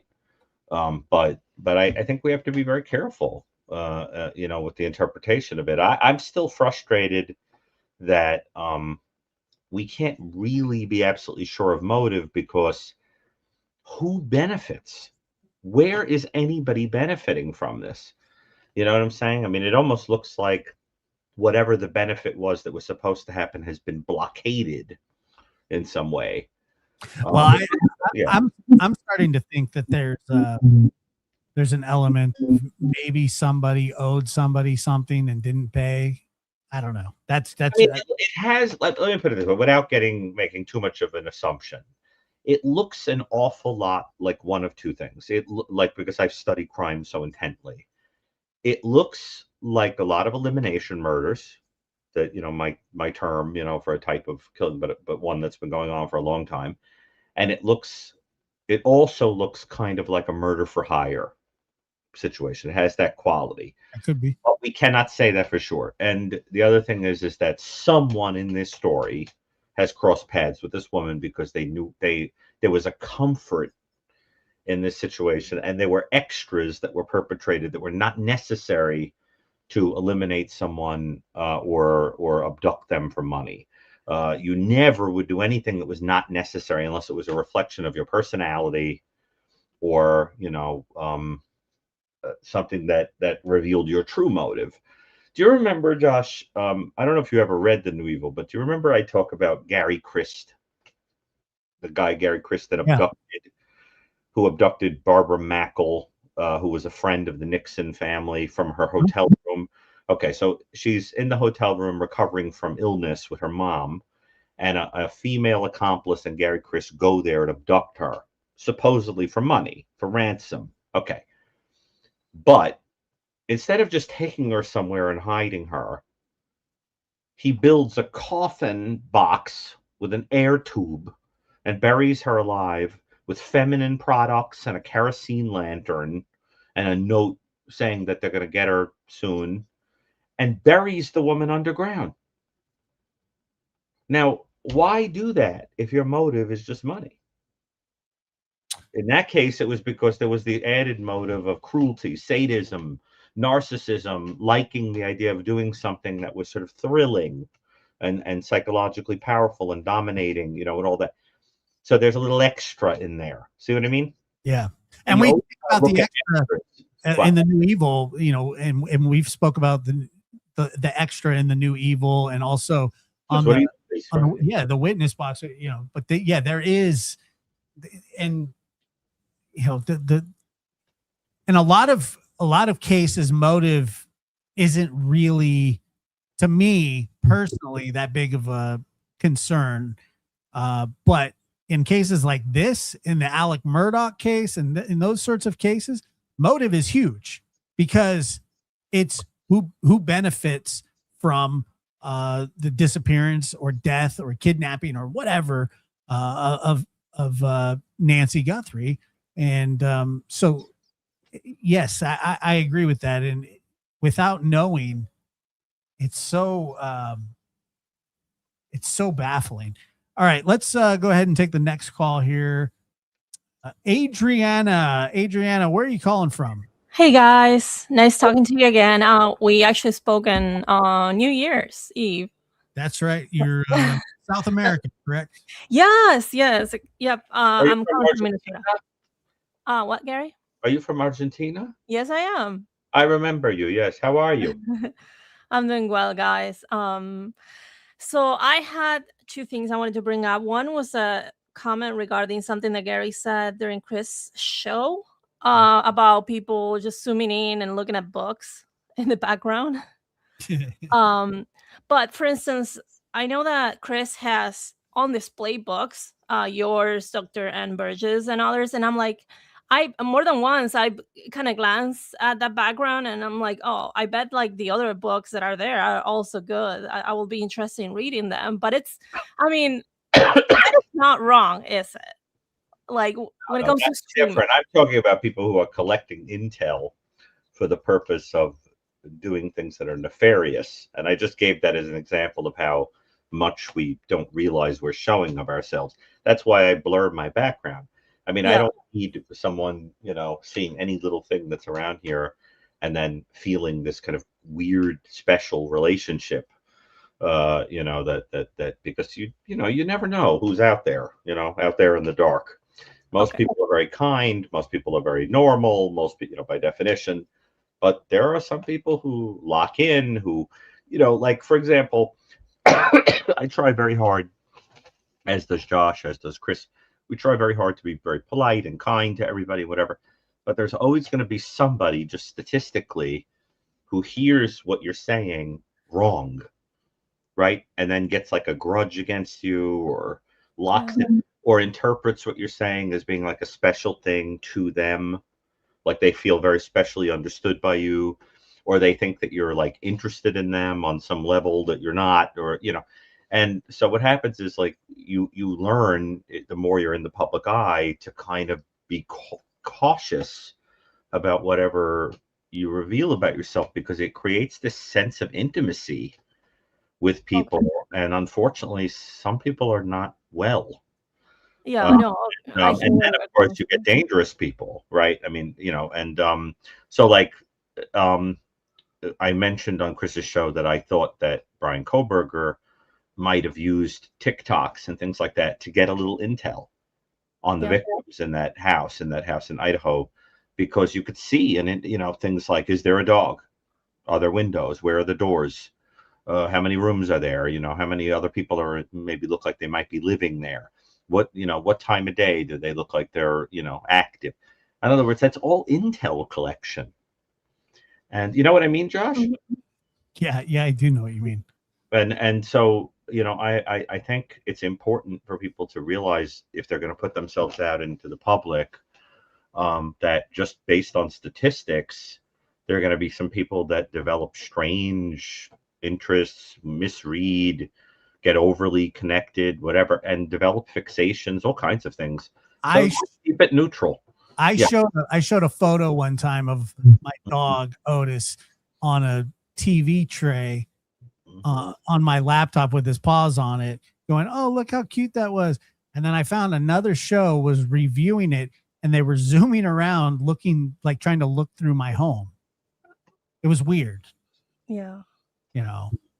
And by the way, annoying, but that's on me, but it's not really on me either, because I would never expect anybody to do that. And there was nothing to see, but I just found it weird. I found it, Yeah, no, absolutely. And inappropriate as well. yeah, I thought it was weird. And I had another question for you guys. So this question came to mind with the Tepi case. Yep. So it was a bit ago. But asking this with children in mind who lose a parent or loved one to violent crime, especially in cases that become public. You mean like Josh? Yeah, and my case as well. So I lost my mom to violent crime when I was a preteen as well, and I found out through media. Like like people around me tried to shelter me from information, but then it came out in the media, and I learned everything. Which, of course, yeah. So like nowadays, like, how can people approach conversations with children when they're inherently going to be exposed to information that you can't control? And also for Josh, from your lived experience, what do you wish the adults around you had understood or done differently in your situation, if anything? Well, I'm going to let Josh answer this, because I think Josh's story is so similar to what happened in the Tepe story. Well, so one of the major things that always stuck out to me after the initial crime and tragedy of my mother being killed and my aunt being shot and clinging to life for 2 weeks, who ultimately made it.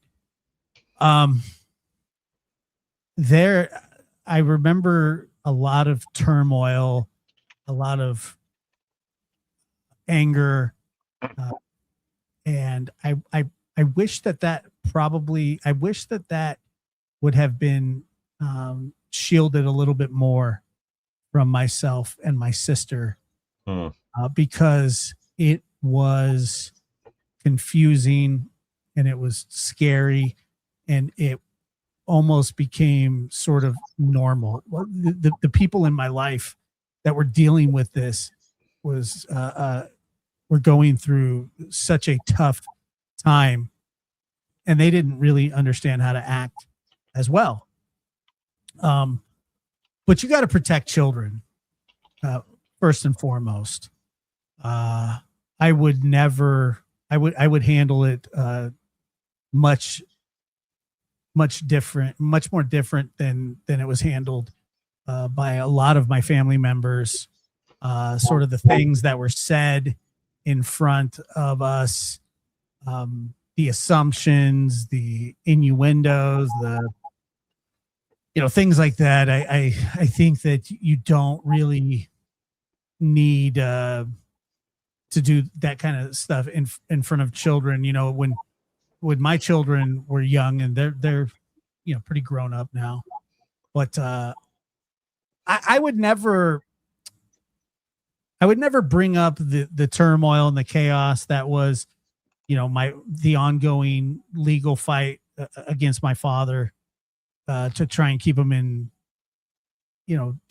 prison, because he was serving a 25 to life sentence. I was 3 years old when this happened, but look, the turmoil and the heartache and the anger went on for years and years, and it's still to this day bubbles over. Like I said, I have a hearing in just a few weeks, and everybody gets very tense about this stuff still. 35 years later, it's amazing that but I protected my children from that, because I knew what it did to me growing up, and I don't think that I needed to see the meltdowns of adults. I'd seen enough. I'd been through enough. We needed to be protected more from that. Yeah, it's the balance between honesty and not, exposing this child to disturbing information, and also what's developmentally appropriate. Right. Exactly. And so that is what I think is you want to be honest about what has happened, what's going on, but at the same time, adults do not need to put their emotional baggage and their emotional outbursts on display in front of children who do not understand why this is happening. Like, if you see an adult melting down and you know what's going on as an adult, you understand. You go, wow, well, that makes sense. I see why that person's doing that. Children don't understand that. Children don't understand why somebody's screaming and cussing and throwing things or whatever. It's just they don't need to see that. So I don't blame anybody. I know that they were doing what they were trying to deal with things the way that they could. Yeah, of course. You gotta protect. Yeah, you gotta protect children. At the same time, though, in my case, I think they tried to protect me, and they gave me a watered down version of what happened, and then I come out across the media post, and it's like, oh, here's a timeline, here's a picture, and it's completely overwhelming, and I'm like, well, I not worthy of knowing the truth?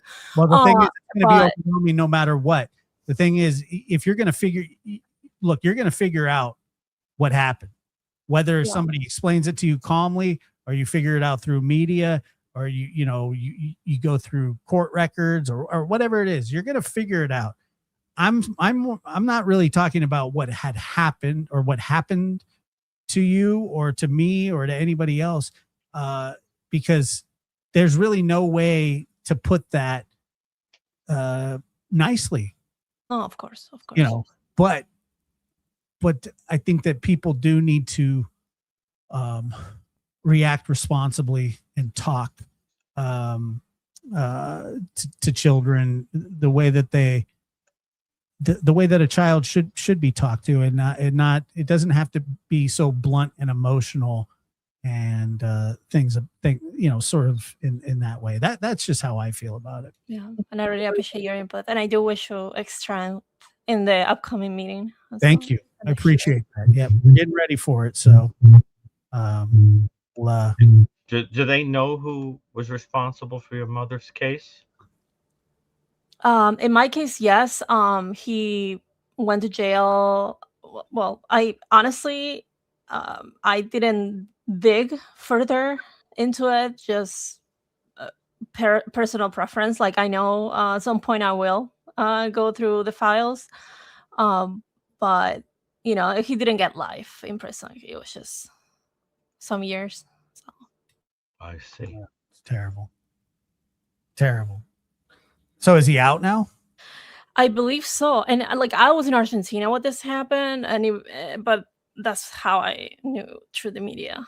I what see. happened. So it was. Well, I got to tell you really that when I got older, a lot of things fade, as time goes on, and people's recollection of what had happened, kind of get distorted. And I came across, I foiled the entire case, and I went through it meticulously. I wanted to know exactly what had happened through the eyes of the investigation. And I learned things that either people didn't know, forgot, or purposely ignored. And it was a lot. But I did that as a grown man. I was in my early 30s when I did it, and it was my choice. Yeah. Because I wanted to know. My sister didn't, but I did. And as I sort of kind of tried to get her to come along for the journey of this. She just told me, no, I don't want to, and I had to respect that, and I did, and I do. Absolutely. Yeah. Well, thank you so much for sharing, and that's what I wanted to bring up. Well, thank you. We appreciate you calling in, Adriana. Yeah, very much. Yeah, thank you for allowing the space. All right, guys. Thank you. Bye-bye. Bye. Yeah. Very cool. Okay, let's see. We got Josh, I can't get over how common it is for people to call in saying that their parent was murdered. Yeah, it's pretty common, man. I mean, the domestic violence, and I'm not saying that's, but domestic violence is so common too, man. It's just, Yeah, I just can't get over it. I mean, how many times I've been on with you, and someone calls in and says that. I'm just like, wow. It does happen quite often, doesn't it? Yeah. Which is what we're here for. Yeah. Absolutely. Okay, so we got Absalom. Did I say that right? Yes, you did. Wow, good for me. How Well, I are think you? I remember this caller. Yeah. Yes, How are you, Dr. Gary and Mr. Diaz? How's everything going? everything's well. How are you? We're doing fantastic. I had before I get to the question, guys, I had an epiphany this weekend that my oldest son, actually loves me Oh. because he got me the new evil, and he got me the lab merchandise. He got me a hoodie and some sweats. So thank you, How cool. Josh and Dr. Diaz, for some great gifts. Thank you. Appreciate that. Thank you. That's awesome. Dr. Gary, I need your advice because I'm running out of my bag of tricks to help my clients. There is a growing epidemic probably over the last 30 to 40 years of jealousy that is abusive and it's violent. Mm-hmm. And it's not talked about much, even though it usually is at the foundation of many, many, many crimes. Mm-hmm. I mean, you hear about, I saw mommy talking on the phone of a number I didn't recognize, so I hit her in the face in front of, my 4-year-old daughter, or, mommy hugged somebody at the store, even though it might have been a brother that she hasn't seen in 30 years. So, I stabbed mommy 27 times. Mm-hmm. There was an element of this to Josh's family story also. I didn't want to talk about that, Josh, but yeah, even you had brought up that was part of what happened with your case. And when a client came in recently, Yeah, and let me be clear that I can't comment about somebody's case or give any kind of no, no, clinical. no, I'm not asking that at all, Right, right. Dr. Gray. I completely understand that. Yeah, because I appropriate about that. What I wanted to bring up was that I had a client come in not that long ago that was complaining and justifying, and she was doing this, she was doing that, so she deserved what I did to her and all this baloney. And I said, well, let's just, let's act like I believe you. Okay.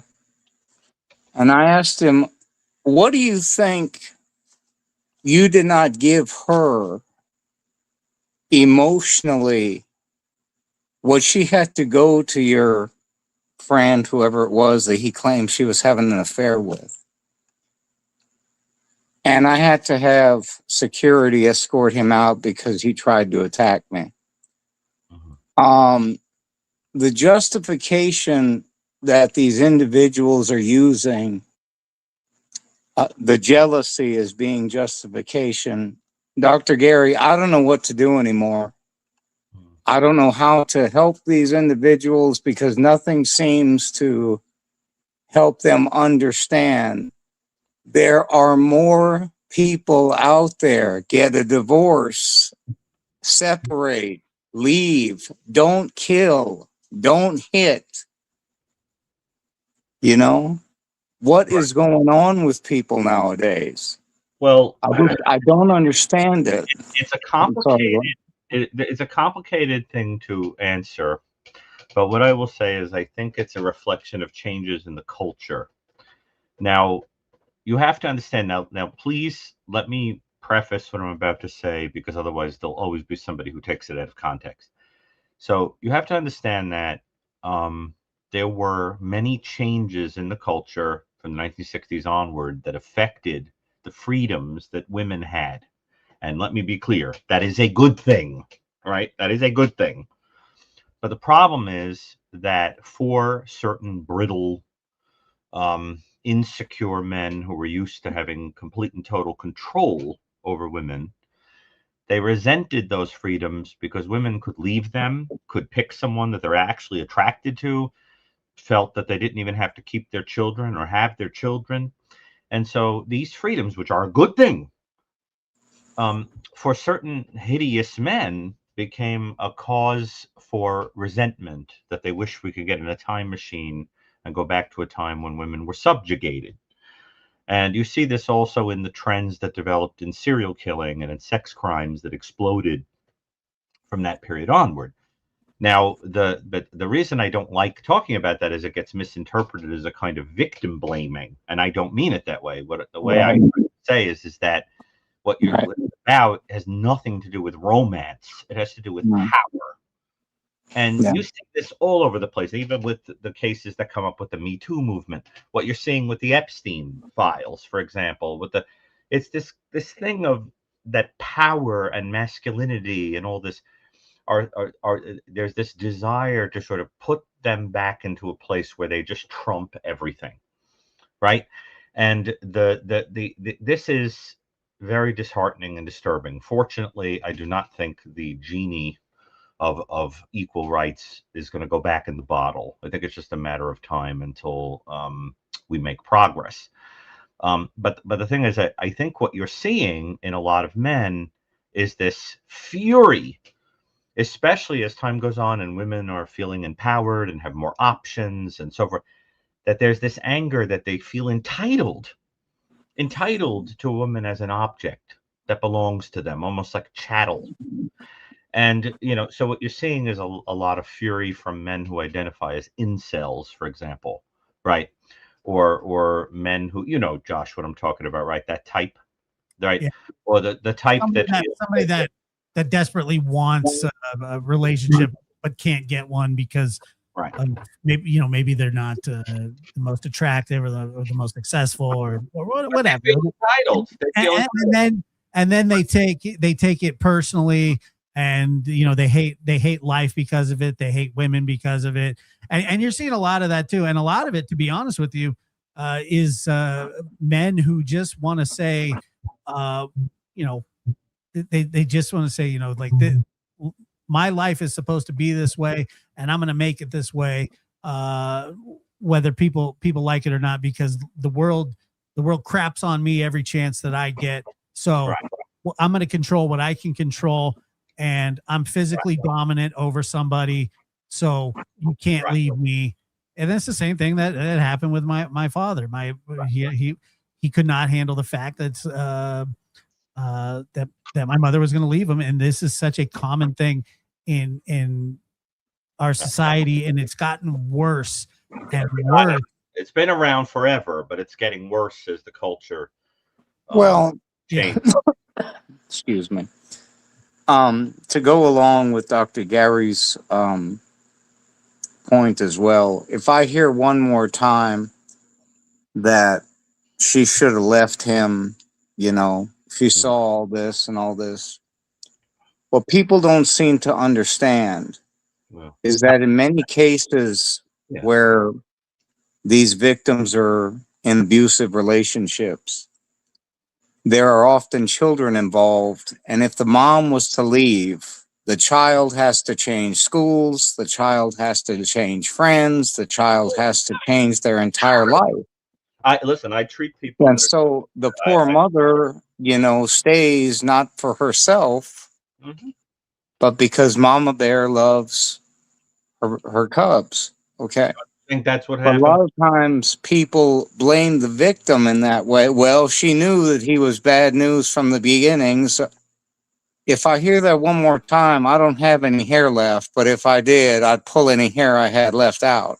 Okay? Well, I really like that you're saying that, because the truth of the matter is that I don't think we have a very good system in place for women who have become afraid of or harmed by a partner or a person who's obsessed with them. For example, how many cases are you familiar with where a woman says, she goes to law enforcement and says, I have marks all over my body. This guy has fantasies that I'm cheating on him, or I'm going to cheat on him. He's hitting me. What should I do? And law enforcement says, get a restraining order. And then she says, if I get a restraining order, he's going to kill me. He's going to view it that I don't want to be near him anymore, that I've spoken to someone, that I've left the circle of trust and talked to someone about this. I'll never be able to live, okay again. So the system stinks. Right. And, and so I think you're making a very, very important point. But the other thing I would say about the culture is that what you're also seeing is this phenomenon of people who they don't have anything that, how do I say this? As the culture changes and there's less of the traditional stuff that gave people a sense of purpose, whether it's religion, philosophy, family, whatever, what you're seeing is a lot of people in this kind of postmodern soup. And what happens is they gravitate towards this like one thing that they think gives them an identity. Like, the woman in their life, the school they go to, the job they have, the car they drive, whatever. And they feel that if they lose that thing, there's no reason to be alive. It's like that their entire identity has been wiped away because the person that's on their arm is interested in someone else or something like that, right? So that's the other thing, is this kind of pathetic existential emptiness where a person doesn't understand that there's more to life than like if this person is interested in you, right? And and the saddest part of all of it is that, having talked to men who commit crimes like that, they never seem to understand that these are human beings. They talk about the woman that they're treating that way like an object or a trophy or and I mean, I remember one time I was on the train, on the subway. Now I'm going to be vague about this because I don't want to talk about a real thing that happened. So I'm going to slightly change this. But I was on a subway, and I just happened to be sitting next to a woman who was sitting next to a friend of hers, and they were talking. I had nothing to do with them. They were talking to each other. And a man got on the train who had just had a fight with somebody in the adjacent car, train car. And he was upset that this guy was bigger than him and was insulting him and whatever. Okay, so now he gets into this next train car, and as an obvious overcompensation for his having lost in this fight and everybody realizing it, he starts making inappropriate sexualized comments towards one of these two women that were sitting next to me. And the woman had absolutely no idea that he was talking to her because he was like nobody, an invisible nothing. But he thought everybody was staring at him, right? So now she goes on talking to her friend. And the woman turns to me and she says, "Is there any chance that that man is talking to me?" And I turned to her and I said, "I think he is, but just ignore him." The man saw that this woman talked to me instead of him and proceeded to verbally assault me and threatened to physically assault me because he needed to compensate, for his emasculation in this situation. Now, we'll discuss how that, the things I said and how it resolved and all of that. But the reality, it ended, nothing happened. But the point is that it was an example in miniature of this pathetic process of how this guy felt shrunken and emasculated. He gravitated towards a woman. She could have been any woman in the world. He viewed all women like one big giant mob, that were all against him, or that, sexualized this stranger, and then just projected it onto me that I was an enemy because she was having a conversation with me and not him. This is the kind of disgusting stuff that goes on. And the sad part is when you're a nice person, you're just going through the world looking for, a woman who's going through the world, very nice person, just looking for a partner, of whatever. And they've got to now have these antenna up all the time that somebody could be a monster. And then the other thing is that you could have very nice men in the world that get sort of where it's like they get thrown out with the bad because you never know who's horrible, right? So now what you're getting are like men that are afraid to even walk up to someone and have a conversation. So it's a very strange thing that's going on. But at the same time, I'm glad that people are getting educated about this stuff. But I think that policy needs to change. I'm doing research as we speak on domestic violence as a predictor of certain kinds of crime. I think there's an underestimation of how predictive domestic violence is. Josh, I'd be willing to bet that before the homicide in your family's situation, there was domestic violence. Yes. It's like you could smell it that there would have been, right? Absolutely. So that's the other thing too. And it's this terrible, terrible objectification. And I think in your case, Josh, it's exactly what the caller is talking about, that your mom probably stayed partially out of fear for the kids. I mean, to a certain point, but we had plane tickets to move to Seattle. She was going to get out of there, huh? We were leaving, but he found out about it. I don't know how. I think we were less than a week, and he wouldn't have known where we were going to be, I guess. It's all very, I mean, not so much any, I guess it is sort of frustrating still because I was just a little guy, Yeah. I just feel like I could have, like if I was who I am today, like things would have probably been a lot different. But I guess there's nothing I could do about that, Well, yeah, but this is the extremely hard thing to talk about. Is why you always impress me, your comfort in speaking about these things. But I think it helps people because statistically speaking, like while we've been on this call, probably every minute, 2 people, if I know my statistics, 2 people out there in this country are being harmed by domestic violence. Yeah. I mean, do you realize that? We've been on this for 2 hours. Do you know how many people that is? It's a lot. So I think, and I love that the caller has dedicated his life to helping people this way. When you talk about the helplessness you feel, I think it's because, and I'm going to try not to overinterpret here, but I think sometimes when people are very empathic, they pick up on the feelings of the people they work with. And when you work with people who are victims of domestic violence and abuse, you often feel helpless. Like you don't know what to say to them. Nothing is going to work, whatever, because there's such an empathy with the feeling they have. But remember that you are a safe zone. Having you to talk to is a big deal. Do you understand? Just like the fact that like we are 3 men having a conversation about something that is disproportionately affecting women. We don't have to go on the subway and worry that some guy, is going to, expose himself or make some disgusting comment or tell us that, call us the B word because we say no to an advance or things like that. It's pretty disgusting. And Well, so to I have go along with for that. to go along with your point, Dr. Gary. Yeah, and I hope it's helpful what I'm saying. Yeah. Well, a lot of what you're saying, You've and experienced. I don't think Josh is going to mind me saying this about his biological father, but the vast majority of these men that commit these type of abusive crimes against their quote unquote loved ones out of jealousy, they're losers. They're unattractive men that really do not have opportunities to get with who they want, quote unquote. Okay.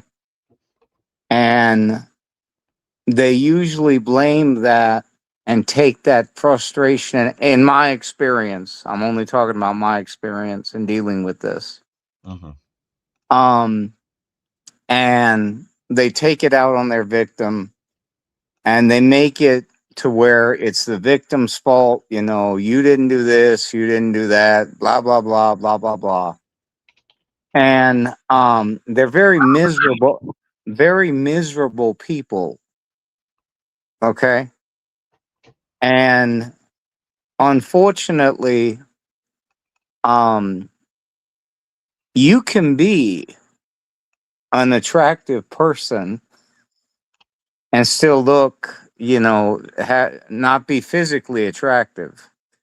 Women don't really care as much about physical things the way we men do. Women are attracted to personalities, whereas men are attracted to looks. I'm sorry if I'm being very, what is it called? What do the young people call it? But anyway, if I'm being very, not naive, but blunt, but that's just the truth of the matter. Okay. And a lot of times these men that don't look a certain way, they don't act a certain way. The worst word that I've heard a woman call a man is he creeps me out. Okay. Well, to reach that level, to do that to a female, you have to be doing something that is extremely uncomfortable to this person. And like I said, a lot of times these individuals that justify their behavior are losers that have not gotten what they want out of life, and they take out that frustration on their, like I said, quote unquote loved one. And the real victims, a lot of times in this, are the poor children that have to witness this type of violence on their mother. Because sometimes those children, especially those little girls, grow up to think that this behavior is normal. And it's not. And so it's just something, Dr. Gary, that I'm thinking about retiring, because I'm getting to the point where I'm so frustrated, and these people just do not get it. They don't understand that what you're doing is not justified by harming your. I don't care if she's sleeping with an entire football team. She doesn't deserve death. Okay. And these men just look at me like, how can you not understand this? You're a man, And a lot of it is insecurity. Yes. I mean, it's most of it is insecurity that that they'll for some reason there are these people in the world, and it's mostly men, but I'm sure some women have this too. They cannot stand the thought of the person that is supposed to be theirs left them and is going to be with somebody else in any way, shape, or form, physically, mentally, emotionally, it bothers them to the core. And that is about the most insecure thing that you can be, or that's the most insecure thing that you can think, because nobody's stopping you from doing the same exact thing. People are allowed to leave. They don't have to have a good reason. They just don't have to. All they have to say is, you know what? I'm out of here. My feelings have changed. That's all they owe. They don't even owe you that. They can just pick up and go away. It doesn't matter. They're allowed to do that. Does it suck? Yeah. Does it hurt your feelings? Yes. Does it make you feel less than? Yes. But guess what? There's a French term. I think it's called tough skis, shit skis. Get over it. Yeah. Well, I have to tell you, I hope that you'll reconsider retiring. Josh is so funny. That sounded like a Slavic word made up there, but I think that you get it, and that's why you feel that kind of helplessness and that frustration, because you're so identified with the victims. And for that reason, I would say you're precisely the person who shouldn't leave, because otherwise you'll be replaced by somebody who may not get it. And the thing is, if you ever do retire, I hope you'll at least consider writing about it, because your knowledge should be passed along. It is a very special calling in this world to be someone who becomes a safe space for women who have been treated that way. You have to understand that, how healing that is. I know, for example, as a therapist, that when I have people who come in to see me who've been treated like absolute garbage by someone, after enough time that, I'm always in the same room, and I'm always there and everything is safe or whatever, that it becomes for the person restorative of their faith, that there are stable objects in the world. And don't underestimate the power of being that for people. That is first and foremost what a person needs, is to believe that the world is not filled only with people who are like the abuser or who are tentacles that are attached to the abuser.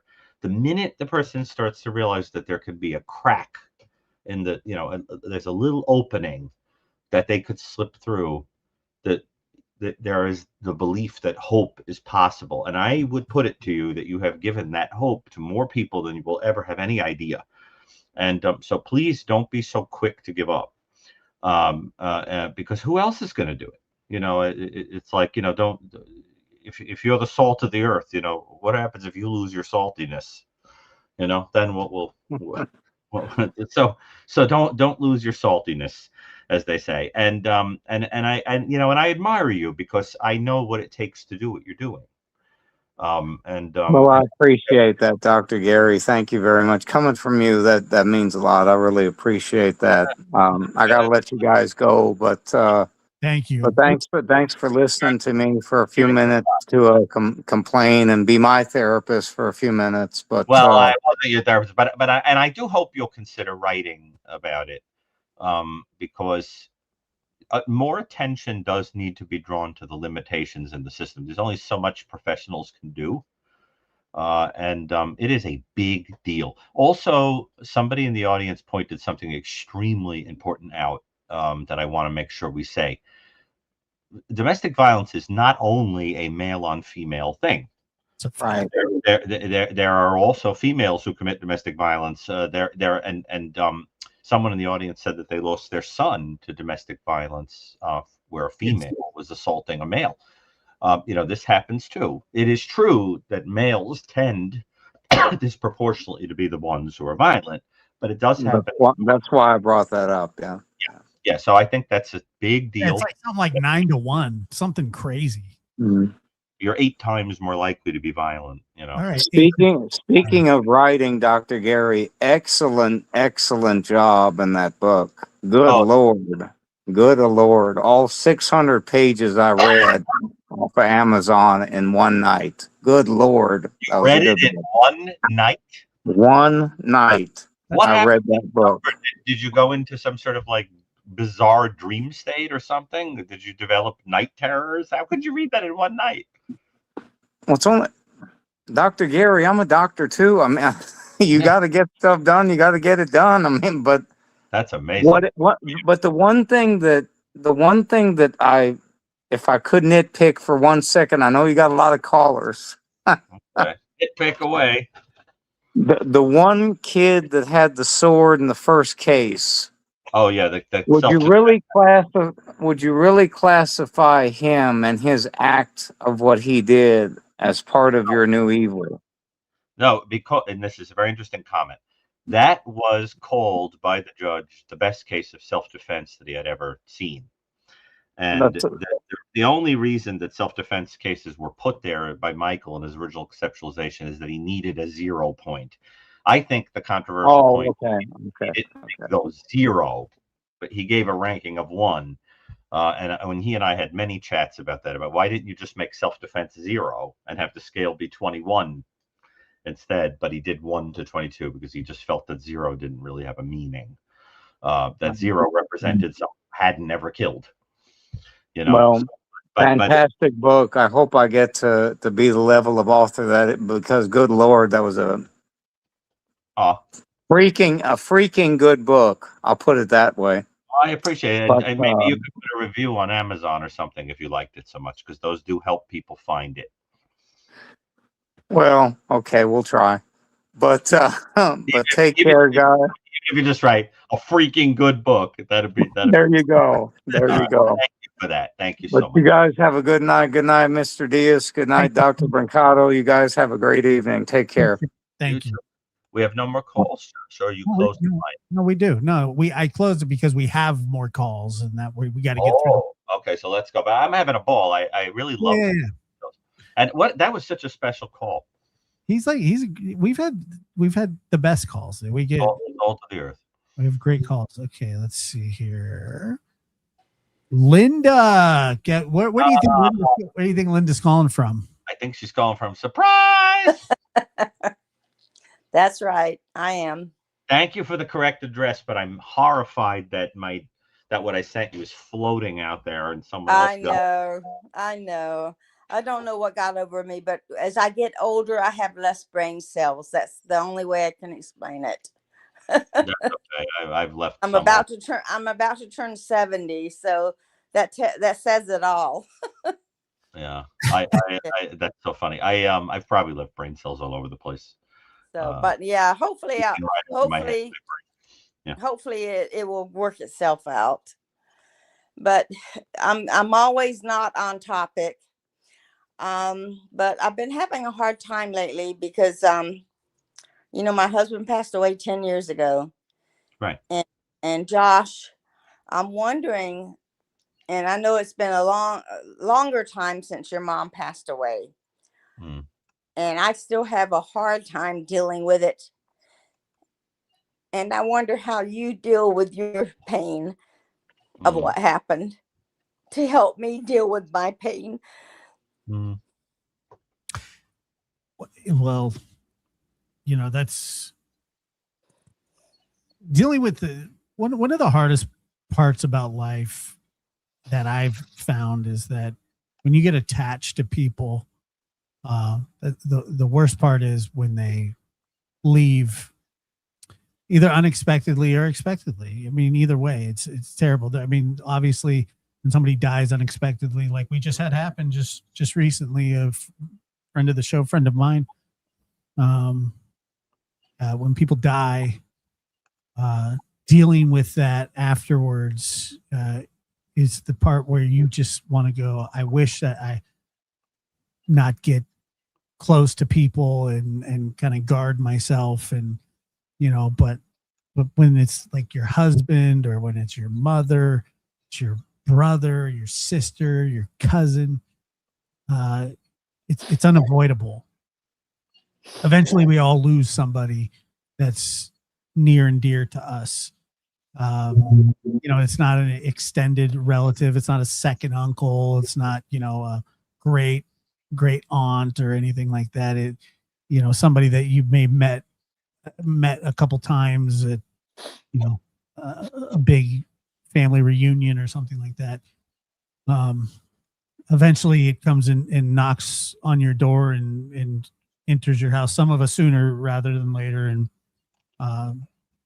typically always, unless some tragic accident happens where you go at the same time, you know, wives typically for some reason tend to outlive their husbands a lot more, wouldn't you say, Dr. Gary? Yeah. And I've always thought, and this is just me thinking, there's nothing scientific about it. There's nothing, I think that women are inherently emotionally stronger than men when it comes to loss, that they deal with it better, because I think it's because women more than men hold families together. They bring life into the world. They understand unconditional love better than men do. Not all. I'm just, this not generalizing. But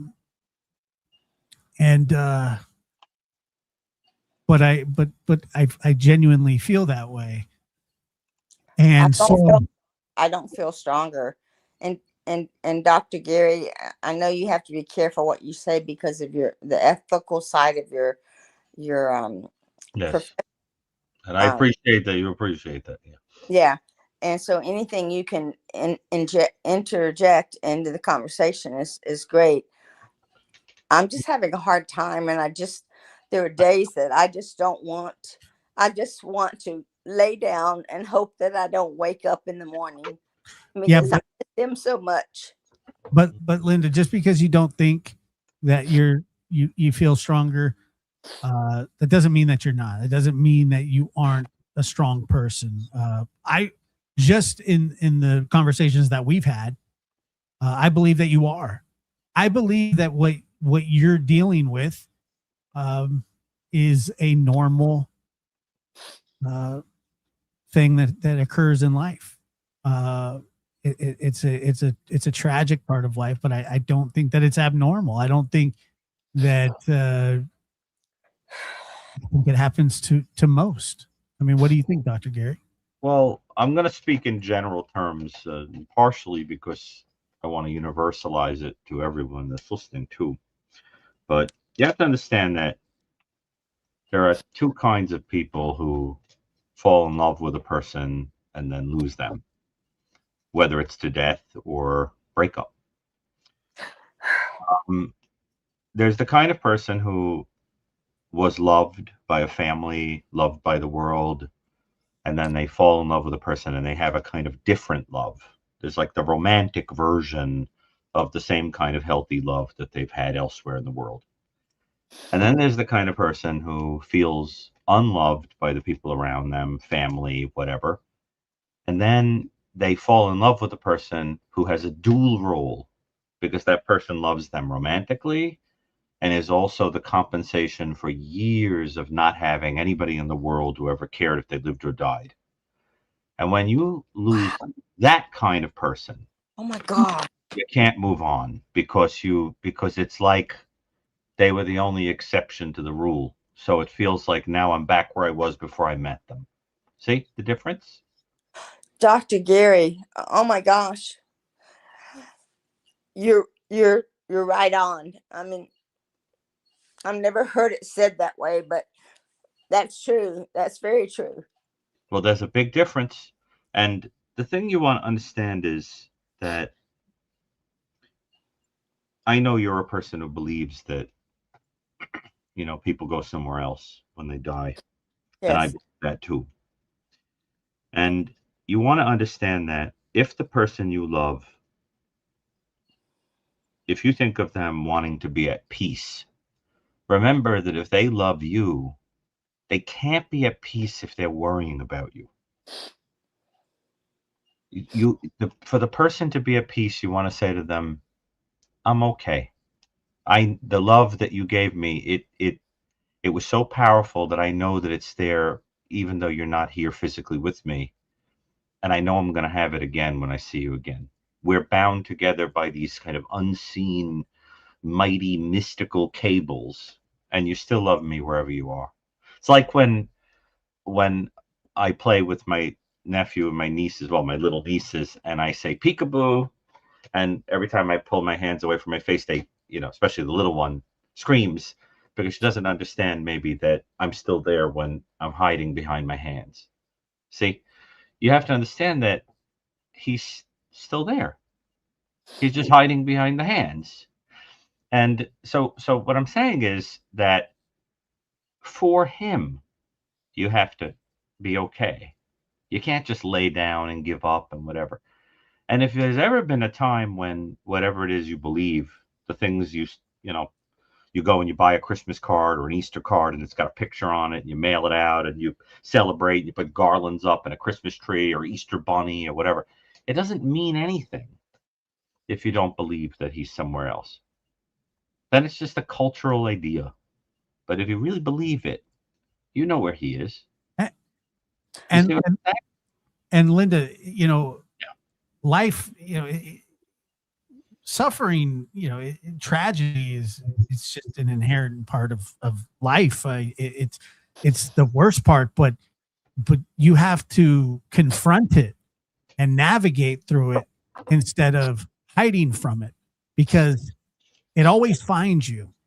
And by confronting it, you can sort of have some peace and like you said, look, there are times where I can guarantee you that what you just said about laying down and wanting to give up, that everybody's felt that way. Everybody to some degree has felt that way. Maybe not all the way, but to some degree. Sometimes it's just impossible to get out of bed in the morning. And sometimes you just don't want to. And sometimes it's okay not to, but you don't stay down. And I know that you don't. And you're allowed to have bad days. It's the old saying, the sun wouldn't feel so good if it wasn't for rain. Joy wouldn't feel so good if it wasn't for pain. You've experienced something that not everybody does get to experience, true love. That's a tough, that is something that you can always be grateful for. But that's true. Be easy on yourself. It's okay to feel that way. It's okay to have bad days. But I would think there was something wrong with you if you didn't miss your husband. Exactly. But Linda, you need something to love. You're a lover. It's your personality. You always, your whole life, I know you've told us you've loved more than you've been loved. Sure. That's true. You need something to love. You don't know what to do with yourself when you don't have something to love. I mean, he loved me more than anyone has ever loved me in my life. But why are you talking about him in the past tense? He still loves you more than anybody who's ever loved you in your life.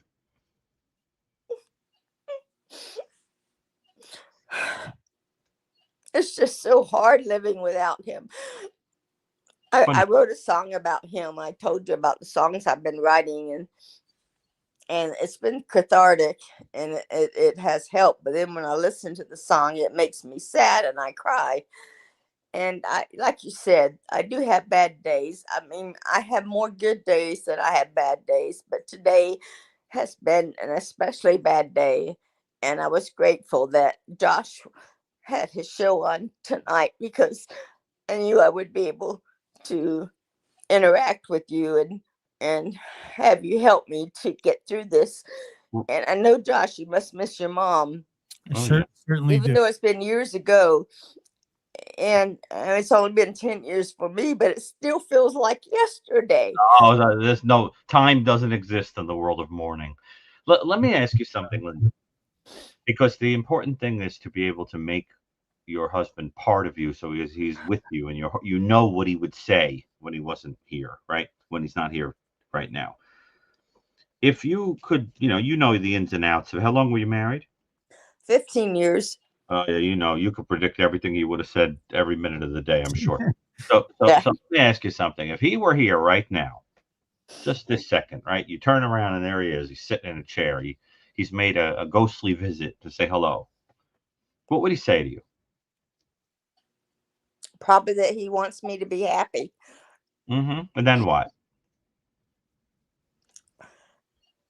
That he loves me.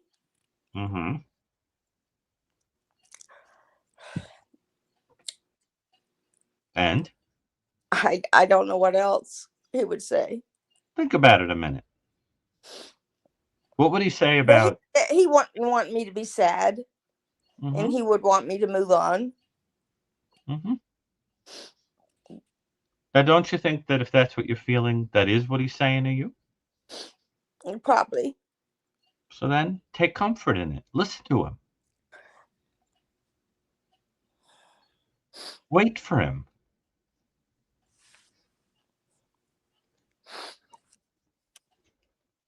The thing is, you have to take consolation from the people that are here with you in the waiting room. I think of life like a waiting room, like a vestibule to something else. And whoever happens to be around you at that moment, they're in the waiting room with you, You have to, that's your neighbor at that moment. And you've got a lot of love to give, you've got your limbs and your voice and your warmth and your heart and you've got a lot of energy in you. You've got a lot you could be doing while you're in the waiting room. Don't worry, you'll see him again. But don't squander the time because you can't move past what's happened. The world needs you. You're the last person who should be laying down. The world needs you. I believe I'll see him again, but Of it's course. just in the meantime having to wait for that moment that is hard. And No. Like I said, no one, like you said before, I've searched for love all my life because of my background. I know. And to have someone like him love me like no one has ever loved me before, it's hard to live without. I know. I've been there. But if you knew that this was coming, this heartache that you're experiencing, would you have denied the love that he gave you while he was here? Of course not. Then it was all worth it, and it's all worth it. And it was the cost. It was the cost. But Linda, I'm concerned that you'll waste your energy, that you're called to do so much in this world, and I don't want you to just lay down and give up. The world needs you, You remember Mother Teresa? Yes. A saint. Yes. Mother Teresa used to love to sit every day, I think for 1 hour in the chapel and pray in front of the tabernacle. And one day in Calcutta, there was this terrible earthquake and it destroyed the crucifix. She tried to put it back together, but its arms were busted off. And she was running all over the place trying to find them. And she kept praying and saying, "I'm so sorry. I can't find your arms. I'm horrified, whatever. I would never have this happen to you." And she swore that she heard a distinct voice say, "You're my arms." See? Yeah. So the point is, you are exactly the kind of person who is arms to God. Don't let darkness make you give up hope. It's precisely what it wants, because you're dangerous to evil, You're a good person. Don't let it make you give up. Go out in the world and you keep giving and giving and giving. And one day somebody will come out into the waiting room and say, "Linda, it's your turn." But before that, we're all going to go to Applebee's. Oh yeah, I forgot about that. Say that again, Josh. I said, but before that happens, we're all going to go to Applebee's. Okay, thank you for that. Knowing Linda, she won't be able to enjoy Applebee's today. But Linda, you won't be able to enjoy it because you'll get up and you'll try to help them in the kitchen and you'll serve all the food. That is so true. That's your personality. Everybody knows me there. Love Applebee's. It's like that. What was that show? Cheers. And Yeah. Norm would walk in, and they'd go Norm, or Yeah. when I'd walk in, they go Linda. Yeah, right. Surprise. Exactly. Yeah, yeah, that's Yeah, true. I don't know if they have hot dogs at No, they don't. Applebee's. They don't. But I'll get something. I like the riblets. The riblets. Thank you for thank you for that, Josh. I needed to be able to laugh. I appreciate that. I'm happy to hear you smile. I am too. I am too. You're a great person, and don't be so hard on yourself. You know, you're allowed to be sad and upset, but you also have a joy about you, and you are a lot of people envy you, to be honest with you, because they said, I wish that I would be able to experience what she's experienced, and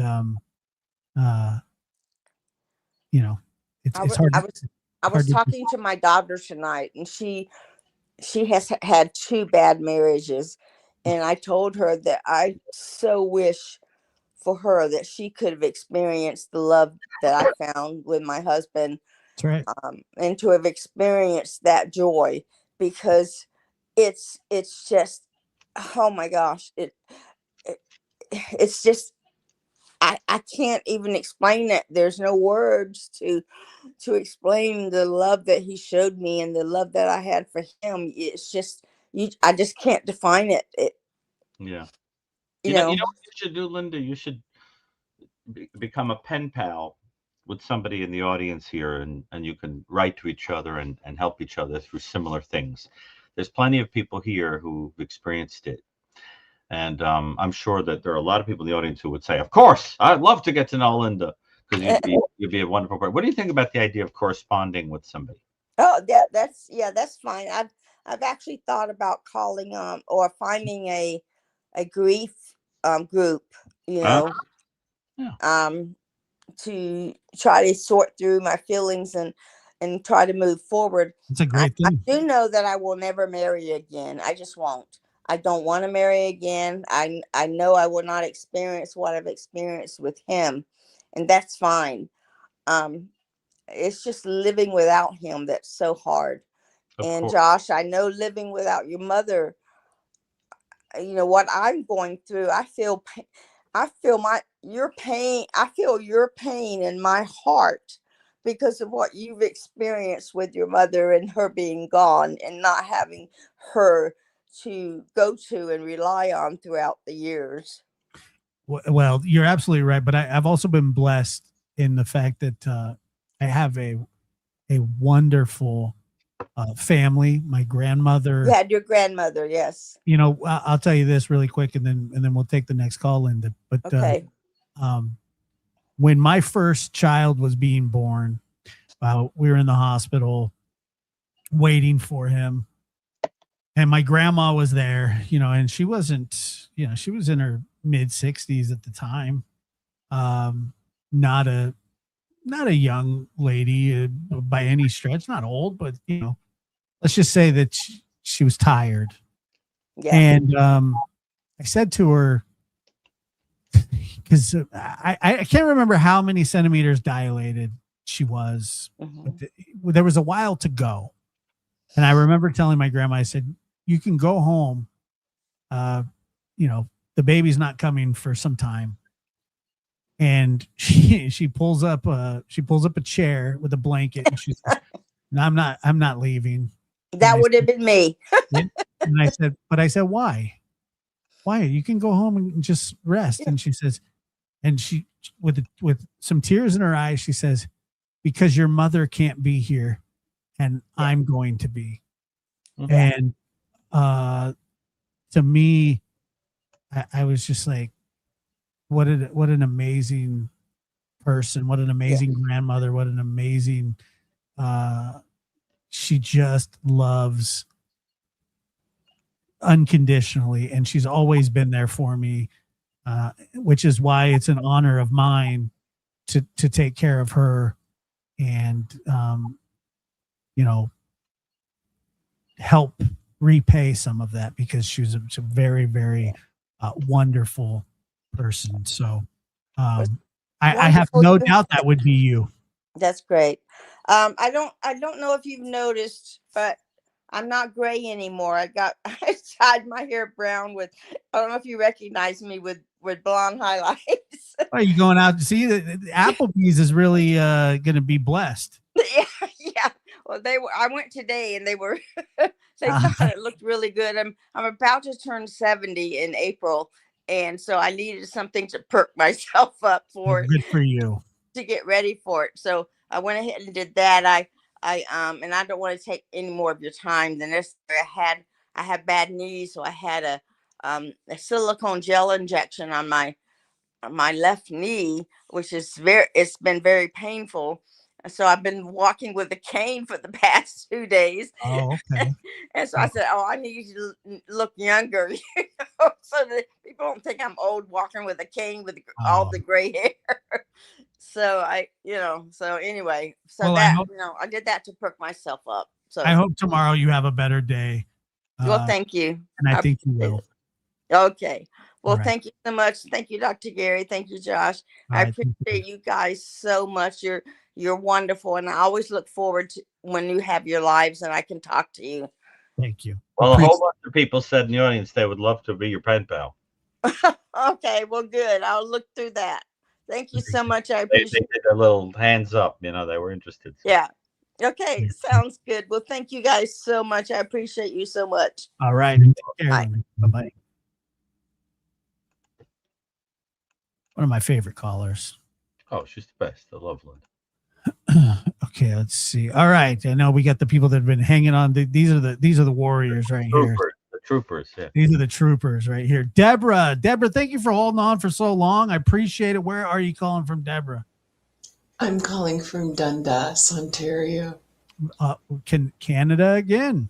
Yes, I'm about 45 minutes west of Toronto. Oh, very good.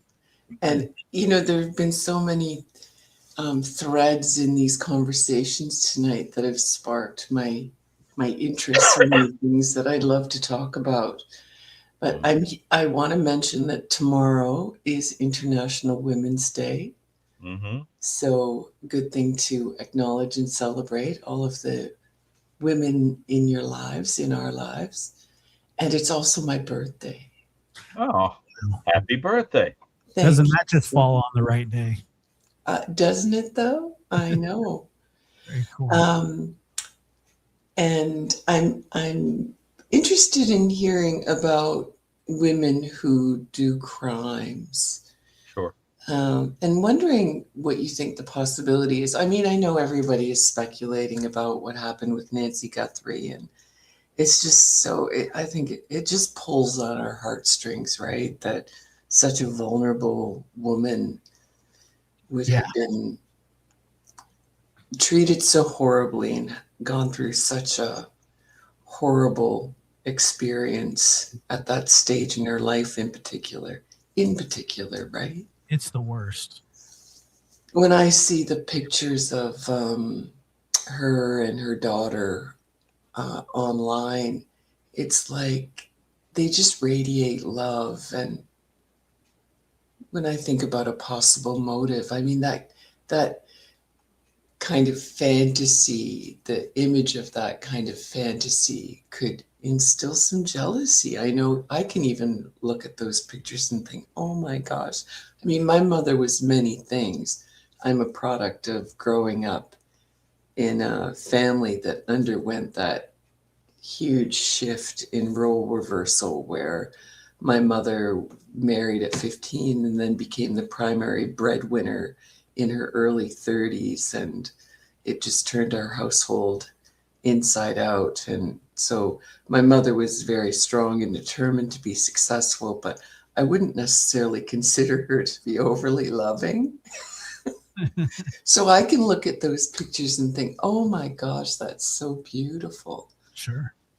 And so when I was thinking about that today, I thought, I wonder if the cook in the kitchen could possibly be a woman.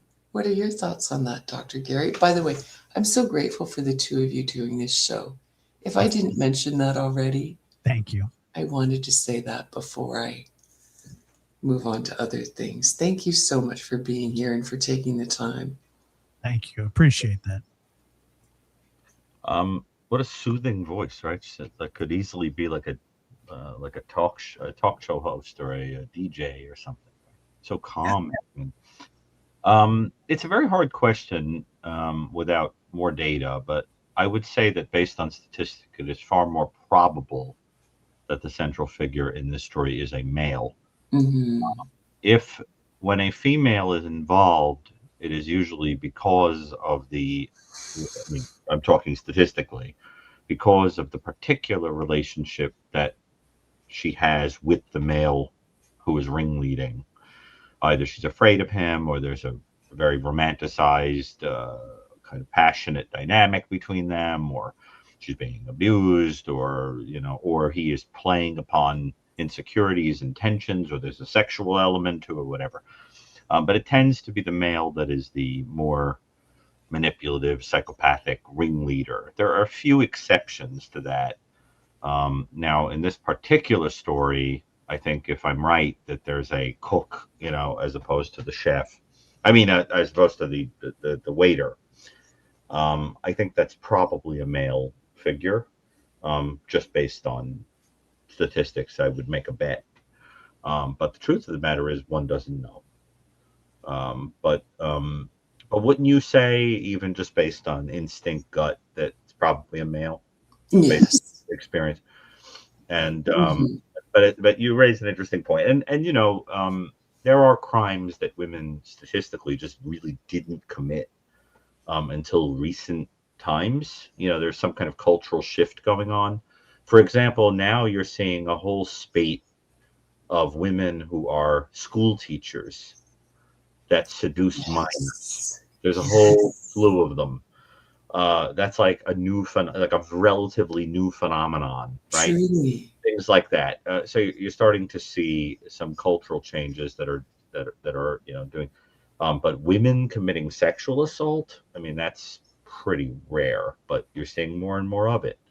And so it is interesting to think about what's going on in the culture. It has to be cultural, because it's only really happening in certain countries, and it's and happening more recently. Clearly cultural. If it was biological, it would be happening across all time and space, and all cultures to the same degrees always. Right. So, but it raises some very interesting questions about what's going on in the culture to cause that.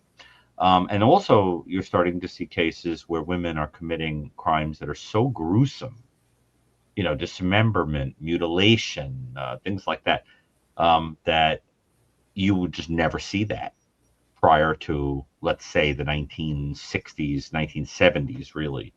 Was virtually non-existent, and it was really non-existent until about 20 some odd years ago, and now you're seeing more and more of it. So yeah, but I think it raises really interesting questions about culture. Yes.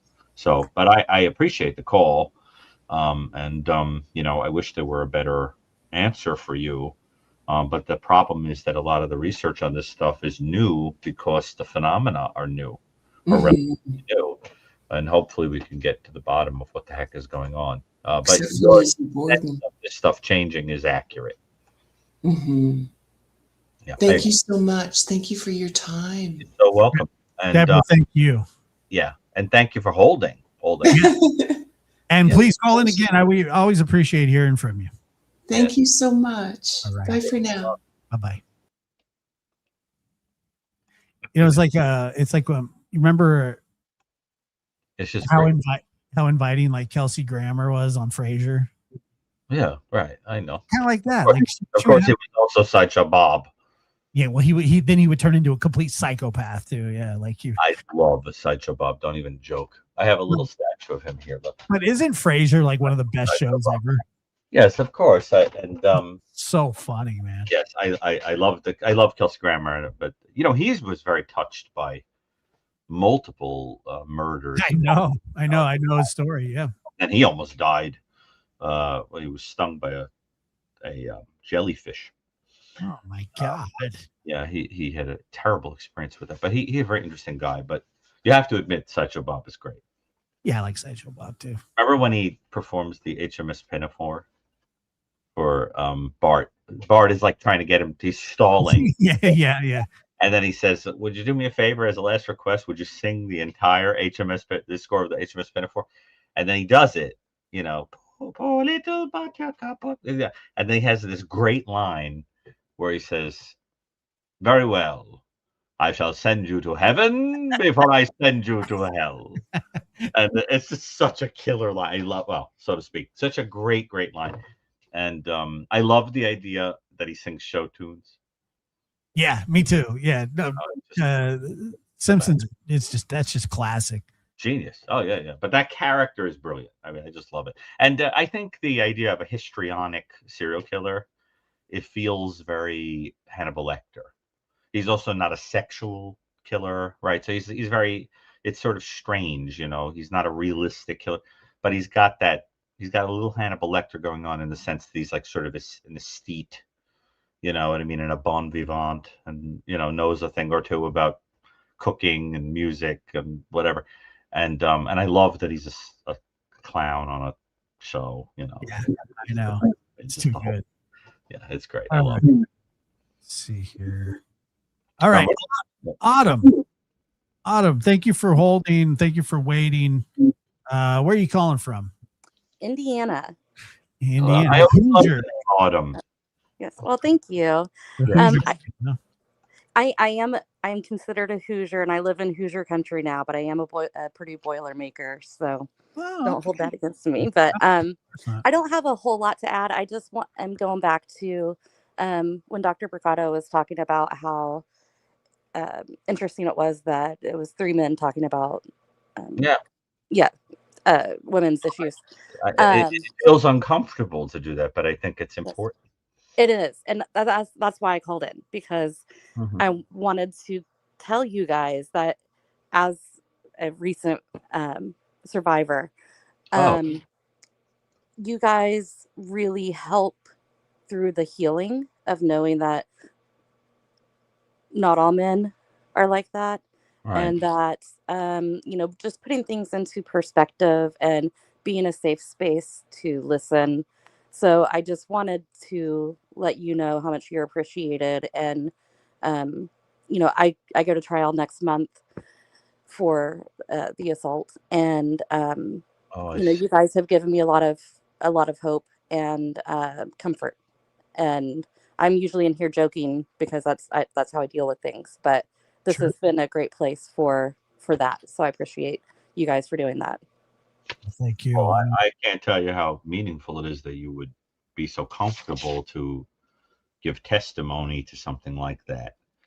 But it's so it sounds like you find it empowering to connect with other people and also learn about crime.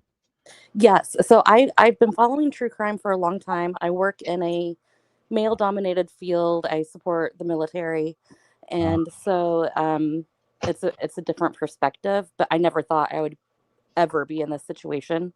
No one ever does. Right? Yeah. I thought situational awareness would protect me somewhat, but I just think it's important for these conversations to happen and for us to understand the psyche of people that might commit something like that, because it's not the victim's fault. There are always things you can do to make yourself safer and whatnot. But I also wanted to point out too that one thing that really helped me along my journey was I immediately got into an intensive outpatient therapy program, all online. And I just hope that others who feel the need to, better their lives or understand things or just have a connection would look into something like that. At first, I didn't think it was helping me, but it did. And by the end of it, I was a huge fan of it. So it really helped. That's wonderful. Well, what's important to remember is that assault takes on so many forms, and there are some people who have an assault that is isolated, where they'll never see the person again, and then there are other people that have the kind of assault where they know the person, they have to see them every day, or it keeps happening. And it's a remarkable thing you know, the things that happen to some people are just absolutely amazing. I hope that in your particular case, it was at least something that ended where you never have to see the individual again. It was. Luckily, it was a first date, and um, you know, it was hard to track him down. Luckily, circumstances worked out to where we could, and I feel like it wasn't his first time because it was so fast and so unexpected.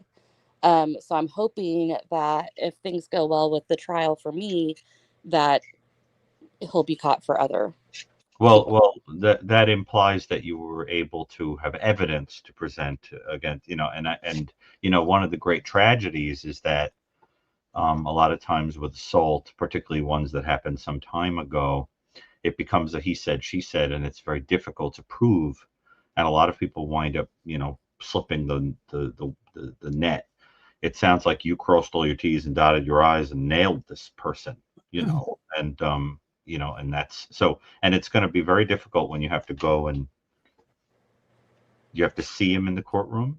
Yes. So Yeah. yeah, that was something that I found very interesting because a lot of times I'm able to think logically about things, and logically I knew that the process would bring up memories, but I wasn't emotionally prepared for that.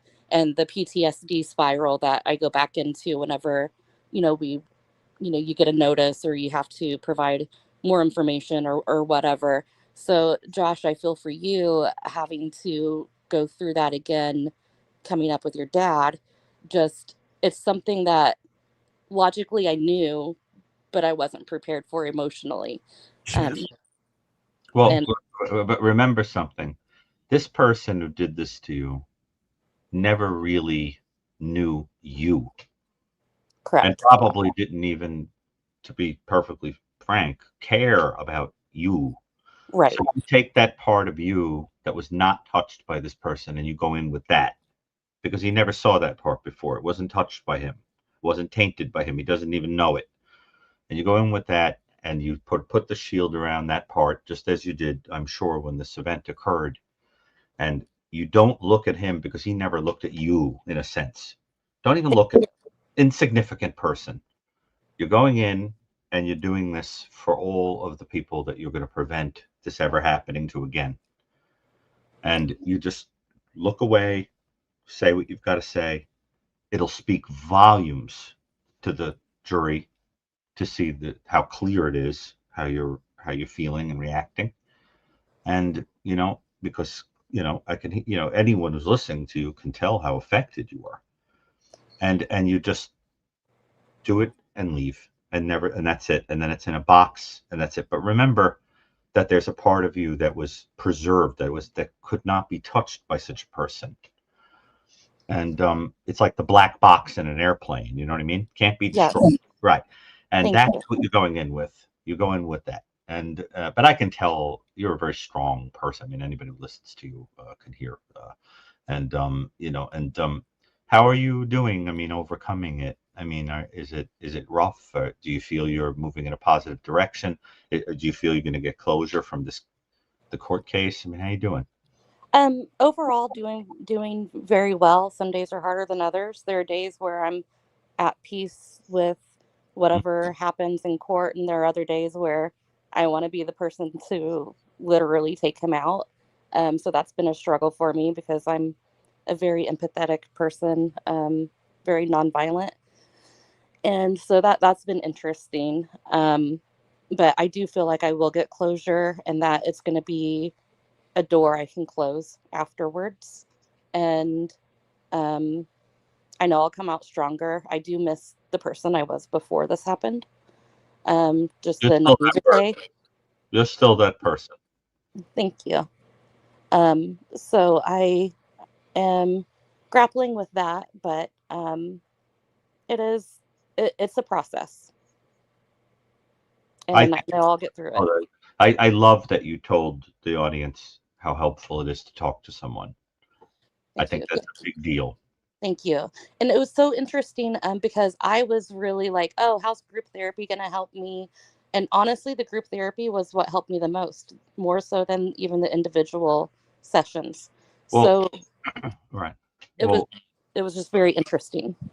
well, forgive me, but you have to understand that in the literature on trauma, the amount of time a person experiences trauma is longer when the cause of the trauma is a human. If the trauma is caused by something like an earthquake or a volcano or something, your brain can say, well, that's very improbable that will happen again, so we can move past it. But the trouble is that because the brain generalizes, if the tragedy has been caused by a person, the brain can develop a kind of general fear of all people, or all people who happen to be male, or all people that happen to look a certain way, or all people that are asking you out on a date, or all people that, because it's going to try to make a pattern to make something predictable. So like if you just don't do this, this terrible thing won't happen again. See, and that's what you want to understand, that it's hard because it was a human that did it. That And does make a lot of sense of things, because I do find I work with a lot of men, and I have to meet with a lot of small businesses, and most of them are I'm meeting with men. And there's always a second where I think to myself, would this man do this? And then I have to pull myself out of it very quickly so that I can actually hear what they're saying. And yeah, that's something that I've been working on. But I'm hoping that you stating that really helps me to good. delve. But remember also to pay attention to the fact that constantly you're interacting with men that are not doing that. Right. Understand? Because otherwise you get it caught up in this kind of bias where you're not taking in the new data that day after day after day after day after day, there are a lot of men who are safe. See, and you have to bear that in mind too. And this is all stuff I'm sure you've heard before or have thought about. But generalization in trauma is a very real thing. You go away to war and you hear bombs, and then you jump at the sound of a car backing up or a balloon popping or a firecracker or something. It's the way that it goes. And also, when you were talking earlier about group therapy, I've also been to group therapy, and it's one of those cool things where it leverages social support and shared experiences and Definitely. peer feedback. And that's kind of a little bit of what we kind of have here, virtually, but yeah, it's support systems are fantastic. And Linda, who was just talking to us earlier, was talking about support group. I encourage anybody that is looking to do something like that to find a support group and go and experience it, because it does make a difference. So I completely understand with and concur and co-sign what you say about group therapy. Yeah, I think that's wonderful. The biggest thing is when this is all over, you've got to make meaning out of it and find some way to kind of say, like, how am I going to channel this into something that allows me to kind of feel like I'm reducing this evil in the world, Yeah. And and you sound like somebody that will probably do that. I'm hoping to help advocate, possibly once I'm where I Absolutely. can. Good for you. Good So for you. thank you guys. But I just wanted to just share that It means a lot. I'm glad that you guys are doing this and are speaking for those of us that can't, or for whatever reason. Well, thank you. I can't tell you how much that means, and it keeps us going. It does. So thank you guys. Thank you, Autumn. Appreciate it. And keep us updated if even if it's just an email, you don't have to share everything with everybody, but we'd like to know that you're at least doing okay. Yeah, let us know how your case goes. Yeah. Thank you so much. All right. Thank you. Bye-bye.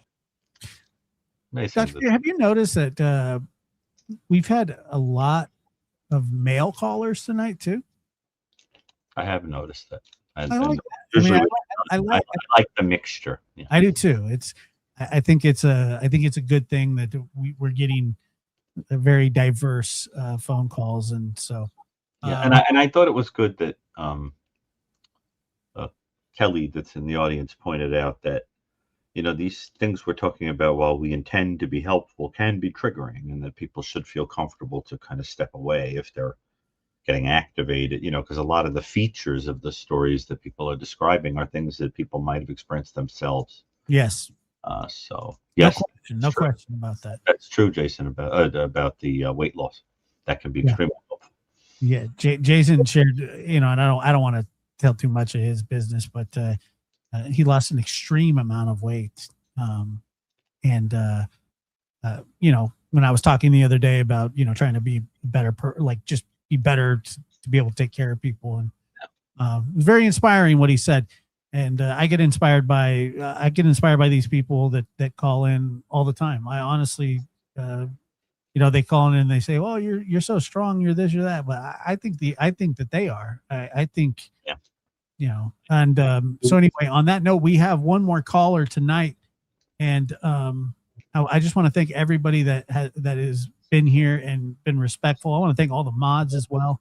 But we're gonna take this phone call and then get out of here. I know Macho will be awake soon, and he's just a big old baby who has to go potty and walk around and take his time and chase skunks. She drives me nuts, Dr. Gary. He is a legit pain in the butt. Yeah, well, a legit pain in the butt will teach you to get to heaven. Lisa, go ahead, Lisa. Lisa, that's called us before. Yeah. Lisa, that always has tech issues. Yes. One that I said she sounded like she was calling from a tin can on she might not even be there anymore. I don't know. But you know what? Actually, hold on. Let me see here. Hold on. I think let's do that. Okay. StreamYard booted me out, but I see you right here, which is weird. Dr. G, thoughts on the Jamie Bulger crime? Sending strength and prayers to you. The problem is I don't know all the facts enough to discuss it. If you want to pull it up, Josh, we could take a look at it together. Sure. I will do that. But also I wanted to read this. My identical twin sister passed away on February 26th. Dr. B, you be available for online consultation. I don't know. Do you do that? I let's just say I'm not going to answer that here. Okay. Yeah. So it's not appropriate for me to answer that here. Right. But. So there are ways to, anyway, let me, maybe you can answer this one too. Dr. J, I lost my 26-year-old son to DV. What do you we addressed that point earlier, that it's important to remember that, because I thought it was so important that someone went out of their way to remind us that, that a woman could commit DV against a male. And I just want to tell you, that you have our heartfelt sympathies, because you're talking about a 26-year-old.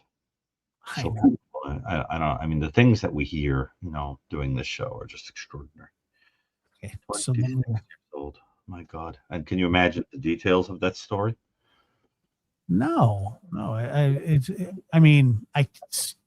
can, but it's almost like, I don't know. And this is a person who, based on their name, is a nurse and must see some tough things day in and day out. I mean, people like that live every day so close to life and death, who might see babies born and people pass away with a kind of routine quality. There's something special about people like that. They're like living life very close to the veil that separates life and death. It's very kind of spiritually powerful work. If you've ever seen a person pass away, it changes you. Yeah, I have. A person born, it changes you. Imagine saying that day in and day out. Is this James Bulger? Is it the one the Jamie Bulger? Yeah. I think I know the case, but England, right? I'd like you to pull it up, because I don't want to say. Is that the one from England? I think she's talking about, off the top of my head, I think she's talking about the little kid that was murdered in England. Right? Is that who she's talking about? The James. I never knew. Is it pronounced Bulger? Wow. But it's Bulger, right? Yes. See, let me see if I have any record Yeah, of I it. got it right here. I got it right here. Okay.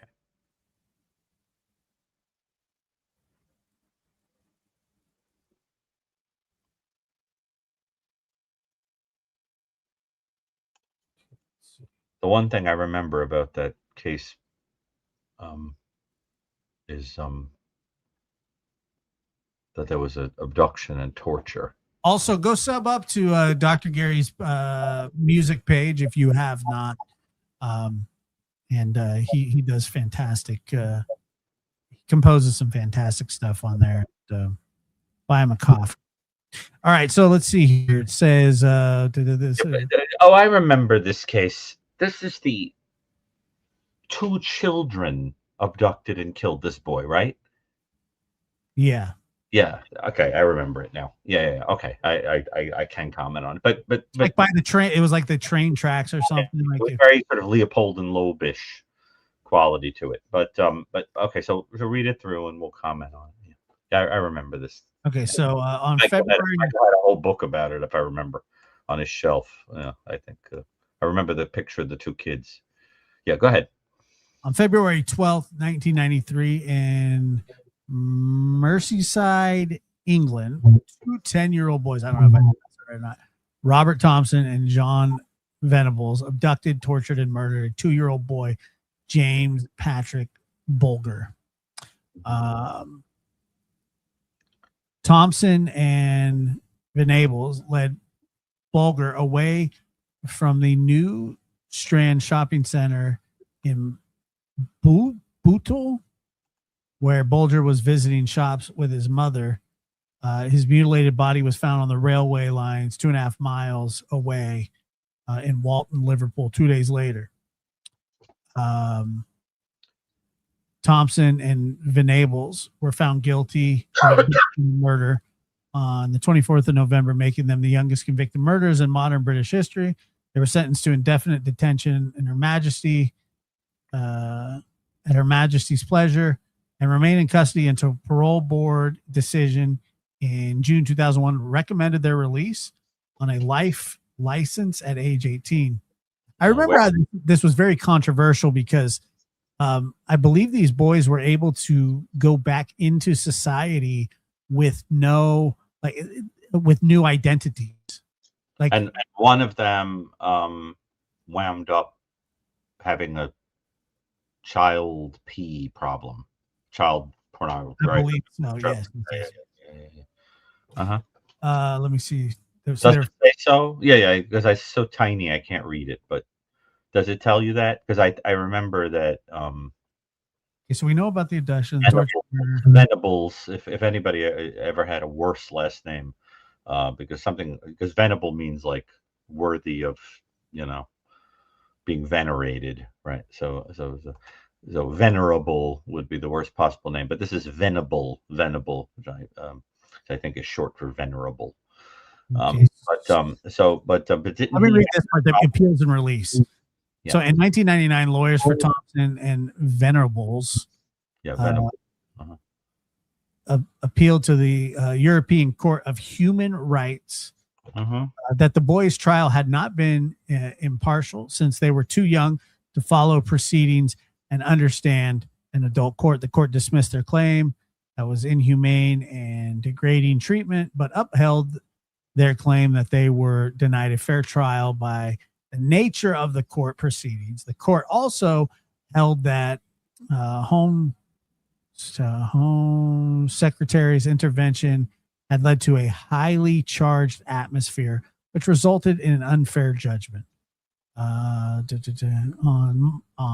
March 15th, 1999, the court in Strasbourg ruled by 14 votes to 5 that there had been a violation of Article 6 regarding the fairness of the trial. They stated the public trial process in court must be regarded in the case of an 11-year-old child as a severely intimidating procedure.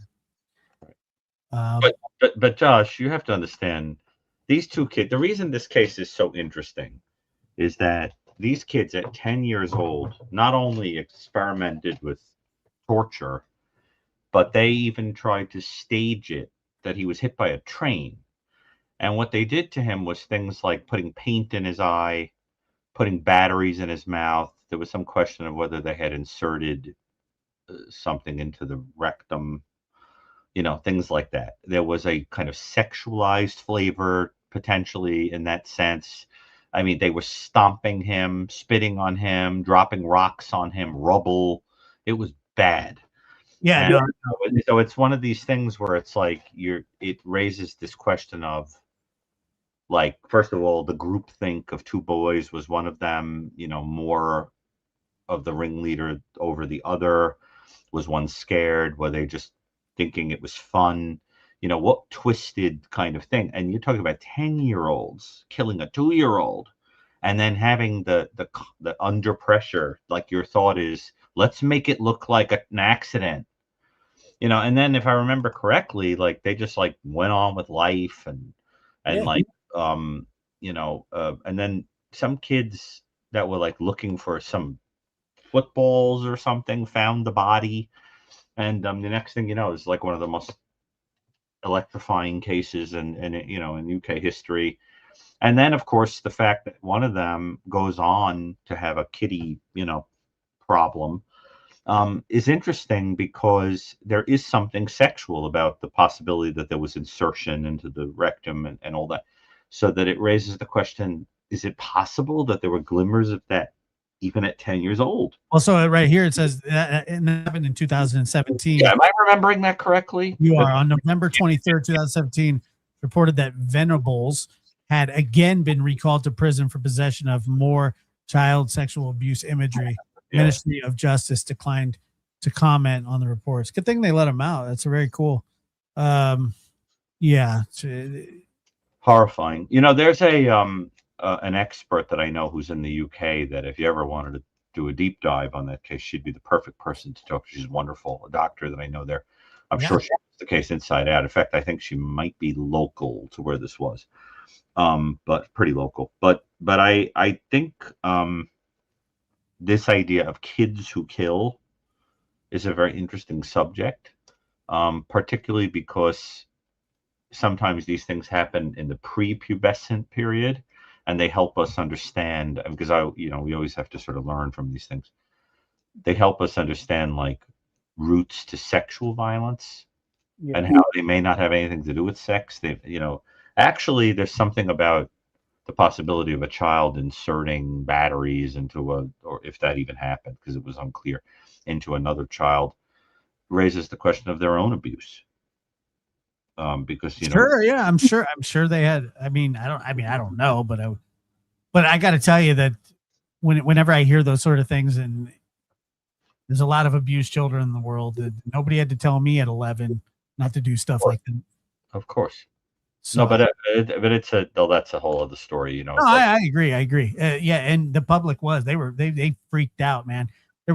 People were so pissed off. It was one of the worst cases in the history of the UK. I mean, I'm aware of a couple of cases in the UK that might have that, designation, but it was up there. And I mean, remember we talked today and then the fact that they got brand new identities, and got to go back into. I mean, that's crazy to me.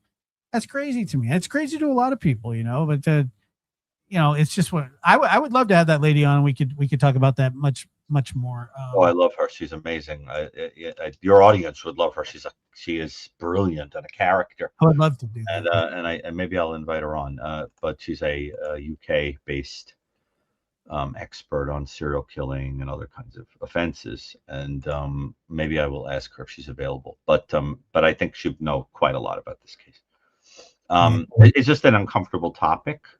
It's very uncomfortable, but like they make you cringe, but the thing is, we're trying to learn from it, and that's another thing that's changing with the culture, is that you're seeing more of this like kids killing, particularly with the mass murders and stuff like that. You're seeing a lot of like young people doing this stuff. It's just unbelievable. I mean, 10 years old. It's terrible. Okay, well, Dr. Gary, that I think that's it for us tonight. And I think that was a wonderful show, and great time. Yeah, and listen, Josh, I really want to emphasize how sorry I am about your friend. Yeah, And me too. Thank you. even my little interactions with her, I mean, the world was definitely a better place with her in it. And, Josh, I could be making this up in my mind, but I think she was a mother. Yes, she has a 20-year-old son. Oh, 19-year-old, maybe. Are you in touch with him? No, I've never. I know that there are some people here that are. I hope somebody is, And, Yeah. And I hope that, I know it was maybe an odd gesture to write the piece of music, but I didn't think so at all. Well, I hope not, because I it was my way of kind of saying that I knew that it would generate like a little kind of support space where people would come together, and yeah. And I think the reason that people probably reached out to you was because I don't know. Did you see what happened? Yeah, I was. Yeah. What you're talking about, just so people know, is that a couple of people contacted me and said they were concerned that you were having a hard time, and and that I should, make sure you were okay. And you did. You reached out to me, and I was fine. I really was. But I was upset, of course. And sometimes that happens when you kind of live your life on the air. Sometimes I just found out about it. But you remember, Josh, what I said earlier about how if you went to fight in a war, and then like you heard bombs, and then you hear like a car back up, it might make you jump, 30 years later after the war. Well, people who have been touched by death have a kind of, they're kind of primed to have an especially hard time with loss, and the thing is, and it was a woman, and who was kind. The thing is, I don't think that I have a hard time with it. Well, you had a hard time with it. When? That was why people were reaching out. I cried. That's what I'm saying. You were having a hard time. I don't think that crying is a hard. I don't. In the moment, it hit you hard. Is what I'm saying. Yeah, I mean, but I think you're a human being. Yeah, right. Exactly. I mean, but I'm here for you if you need me. Oh, I appreciate that. I really do, and it was a shock. That's what it was. It was a shock. It was shocking. So, but I appreciate, people were concerned, but I got to tell you, it was a normal feeling you were having. Yeah, not to be concerned for me. It wasn't me. I was concerned for her family, and also, yes. So Monday, 6, I believe, not Mountain Time, Eastern. What's Tennessee? Tennessee's 2 hours ahead of me. I think. I'll have to find out. I'll tell you. Give me 1 minute. I'll tell you. I always get mixed up there.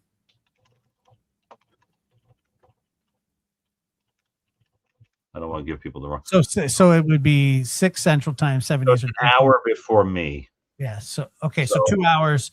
So and also the time change tonight as well. So make sure to turn your clocks forward. You're going to lose an hour of sleep, but you're going to get more daylight, and that's great. Vitamin D, you need it in your life. Get out. Oh, good. The plants will be happy. Oh yeah, the plants. Okay, but listen.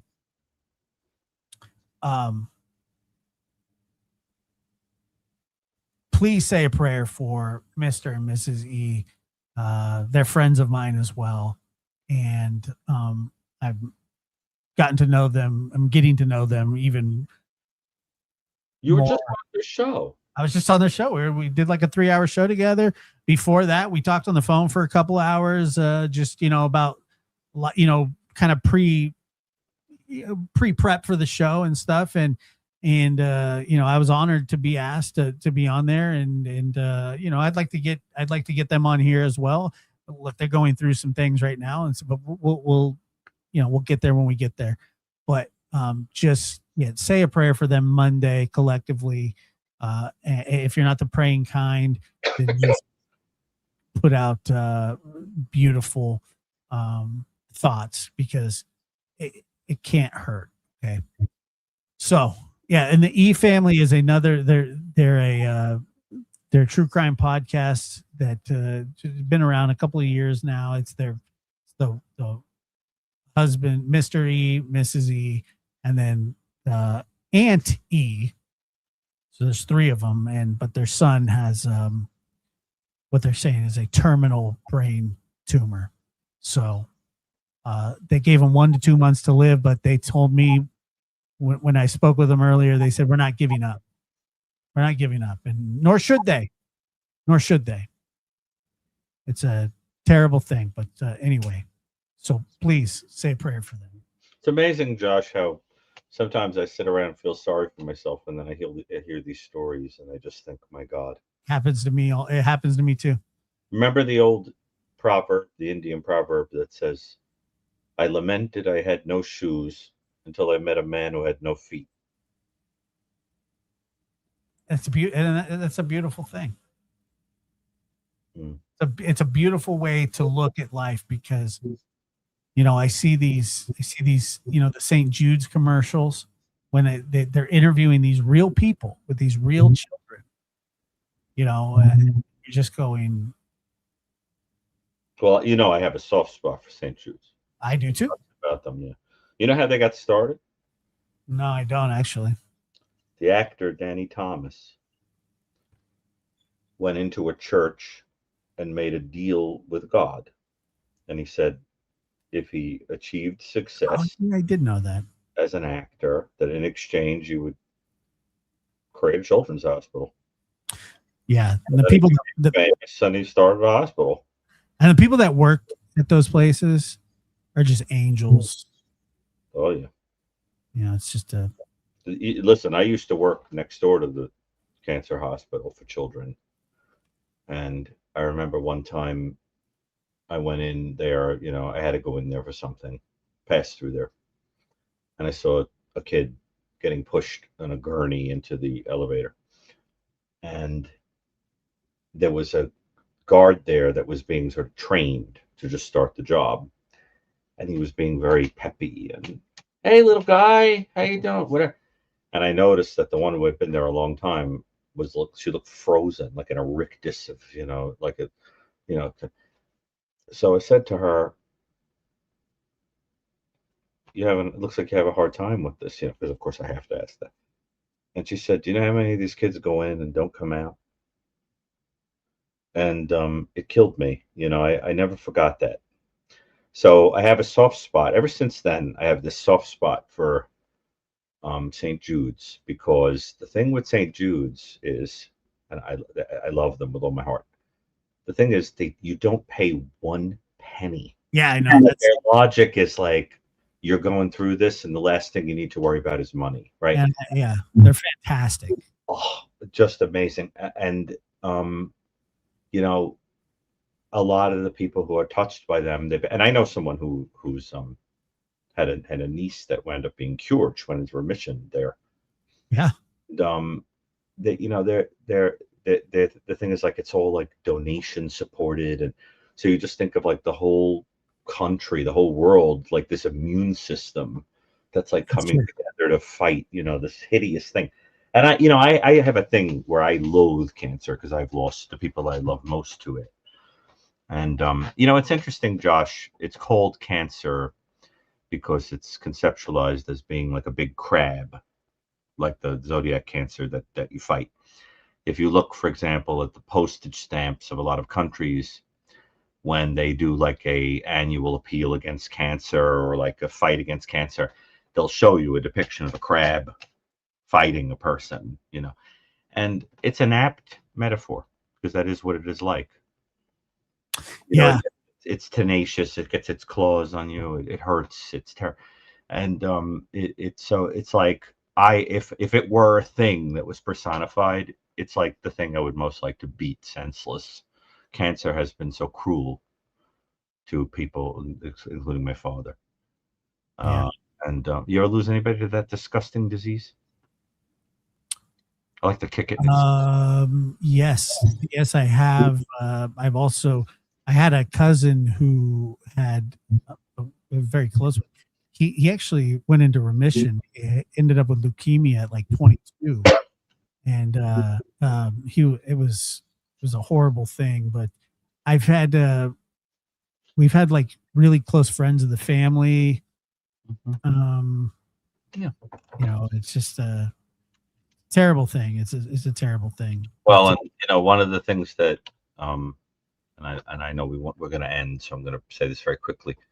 But one of the things that horrifies me is that as we're, pretending that the environment isn't changing and cutting regulations about food and the environment and all that, because a lot of people want to make a buck and don't care about science, cancer rates are increasing. And the global incidence of cancer is rising. It's projected that by 2050, there are going to be 30.5 million cases of cancer annually. And things like diet, lifestyle, age, things that are going on in the environment are just peaking the cases of cancer. I mean, the probability of dying from cancer by 2050 is just going up, up, up, up, up, up. Yeah. And around us are these people that are just like, eat this garbage, breathe this garbage, there's nothing wrong with the environment, whatever. And they're just swimming in money, swimming in it, while, the populace gets devoured by this disease. And it horrifies me, the callousness of that, you know what I mean? Because we need to collectively try to defeat that disease. I mean, probability says like we're all going to know someone who's going to die of that disease if it isn't us, and yet we just go on like as if so I have it is a big passion of mine. And the other one, anyone who knows me knows my other big passion is the homeless. So but Really, even after those homeless kids tried to rob you?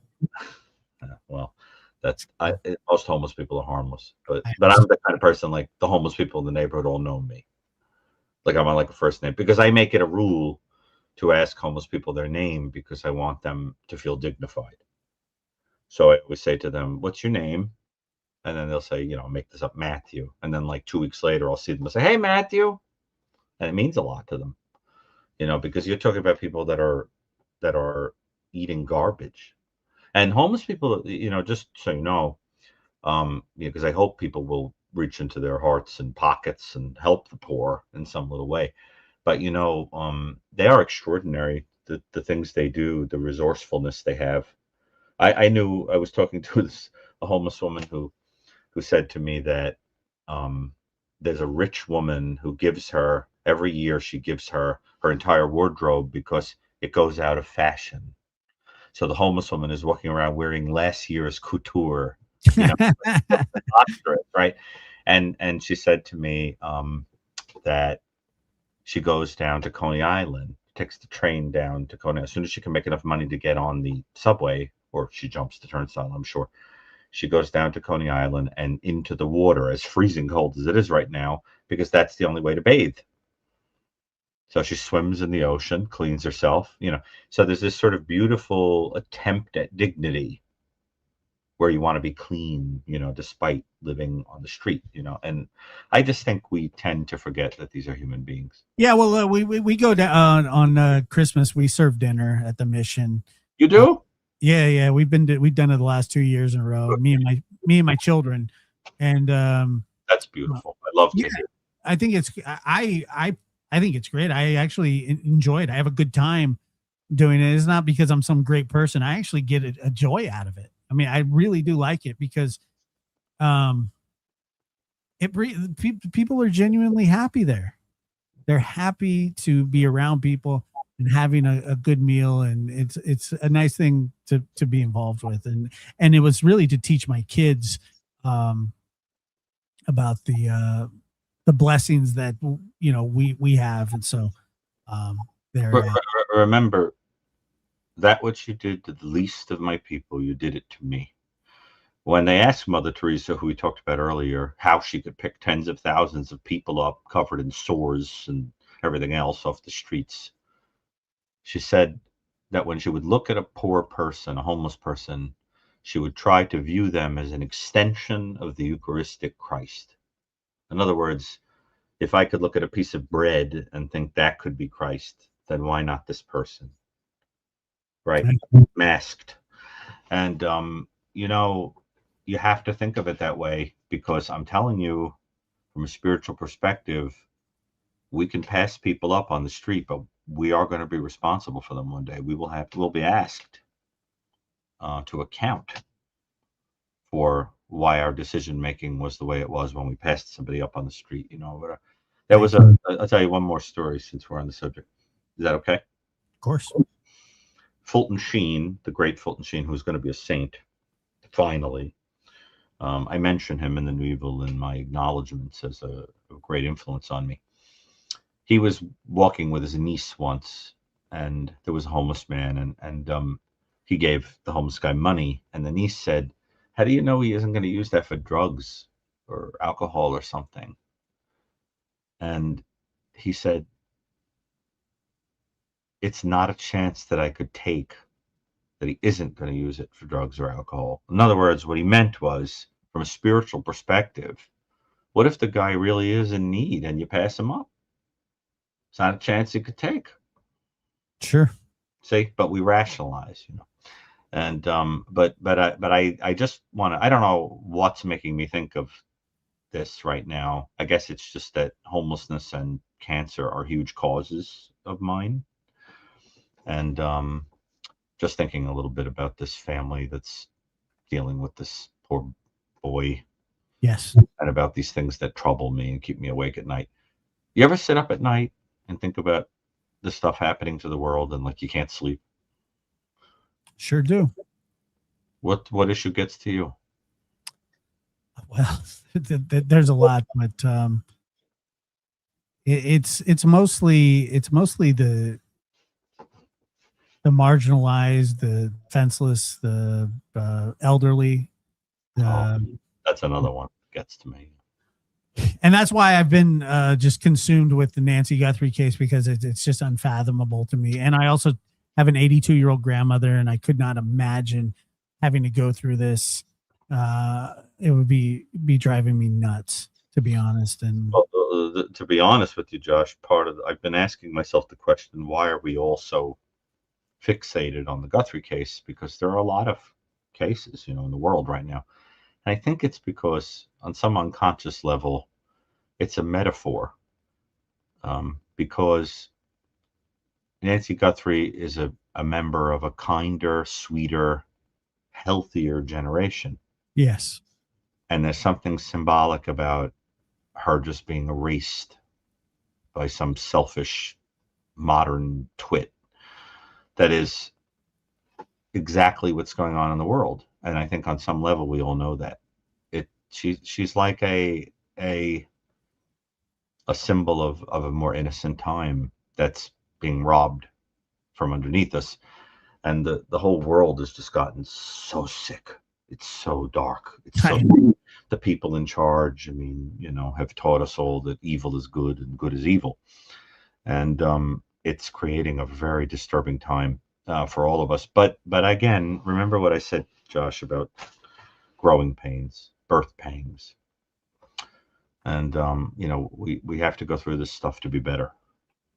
Yep. But you know what I mean? That she's like a symbol of lost innocence. Yeah, of course. I know exactly what you mean. Yeah, that's It's a different time, a different kind of person. It's sort of a fading group, really, to be honest. That we have no respect for at all in this country. Listen, Josh, you have like the FBI and all these organizations running to help her because the idea of an 84-year-old woman missing is horrible, and it is. But at the same time, the system is literally robbing healthcare, not taking care of elderly people, doesn't give them, doesn't give a damn about them, makes it impossible for them to navigate the insurance system. They can't get the money they need to get pills for diabetes and shots and cancer treatment. In other words, the system is killing lots of octogenarians. That's right. And so this is the hypocrisy of, so many of us. And that's the thing that bothers me, the ugly hypocrisy of it. But at least, Josh, we are trying to contribute to the goodness of things here and create a kind of little life raft for people. And that's all we could do. Instead of cursing the darkness, light a candle. That's right. Okay. Dr. Green, thank you so much. Thank you. All right. Bye. Bye. All right. Another great show. Thank you guys so much for the support being here. And we will catch you on the next one. It's been a good Saturday night. I hope something here has touched you or given you some sort of thought. You know, appreciate you guys. Take care.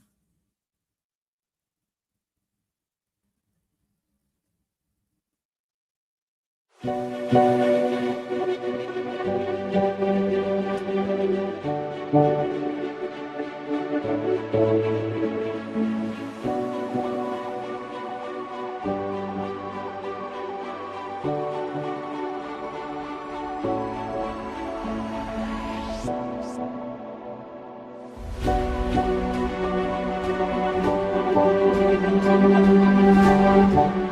you.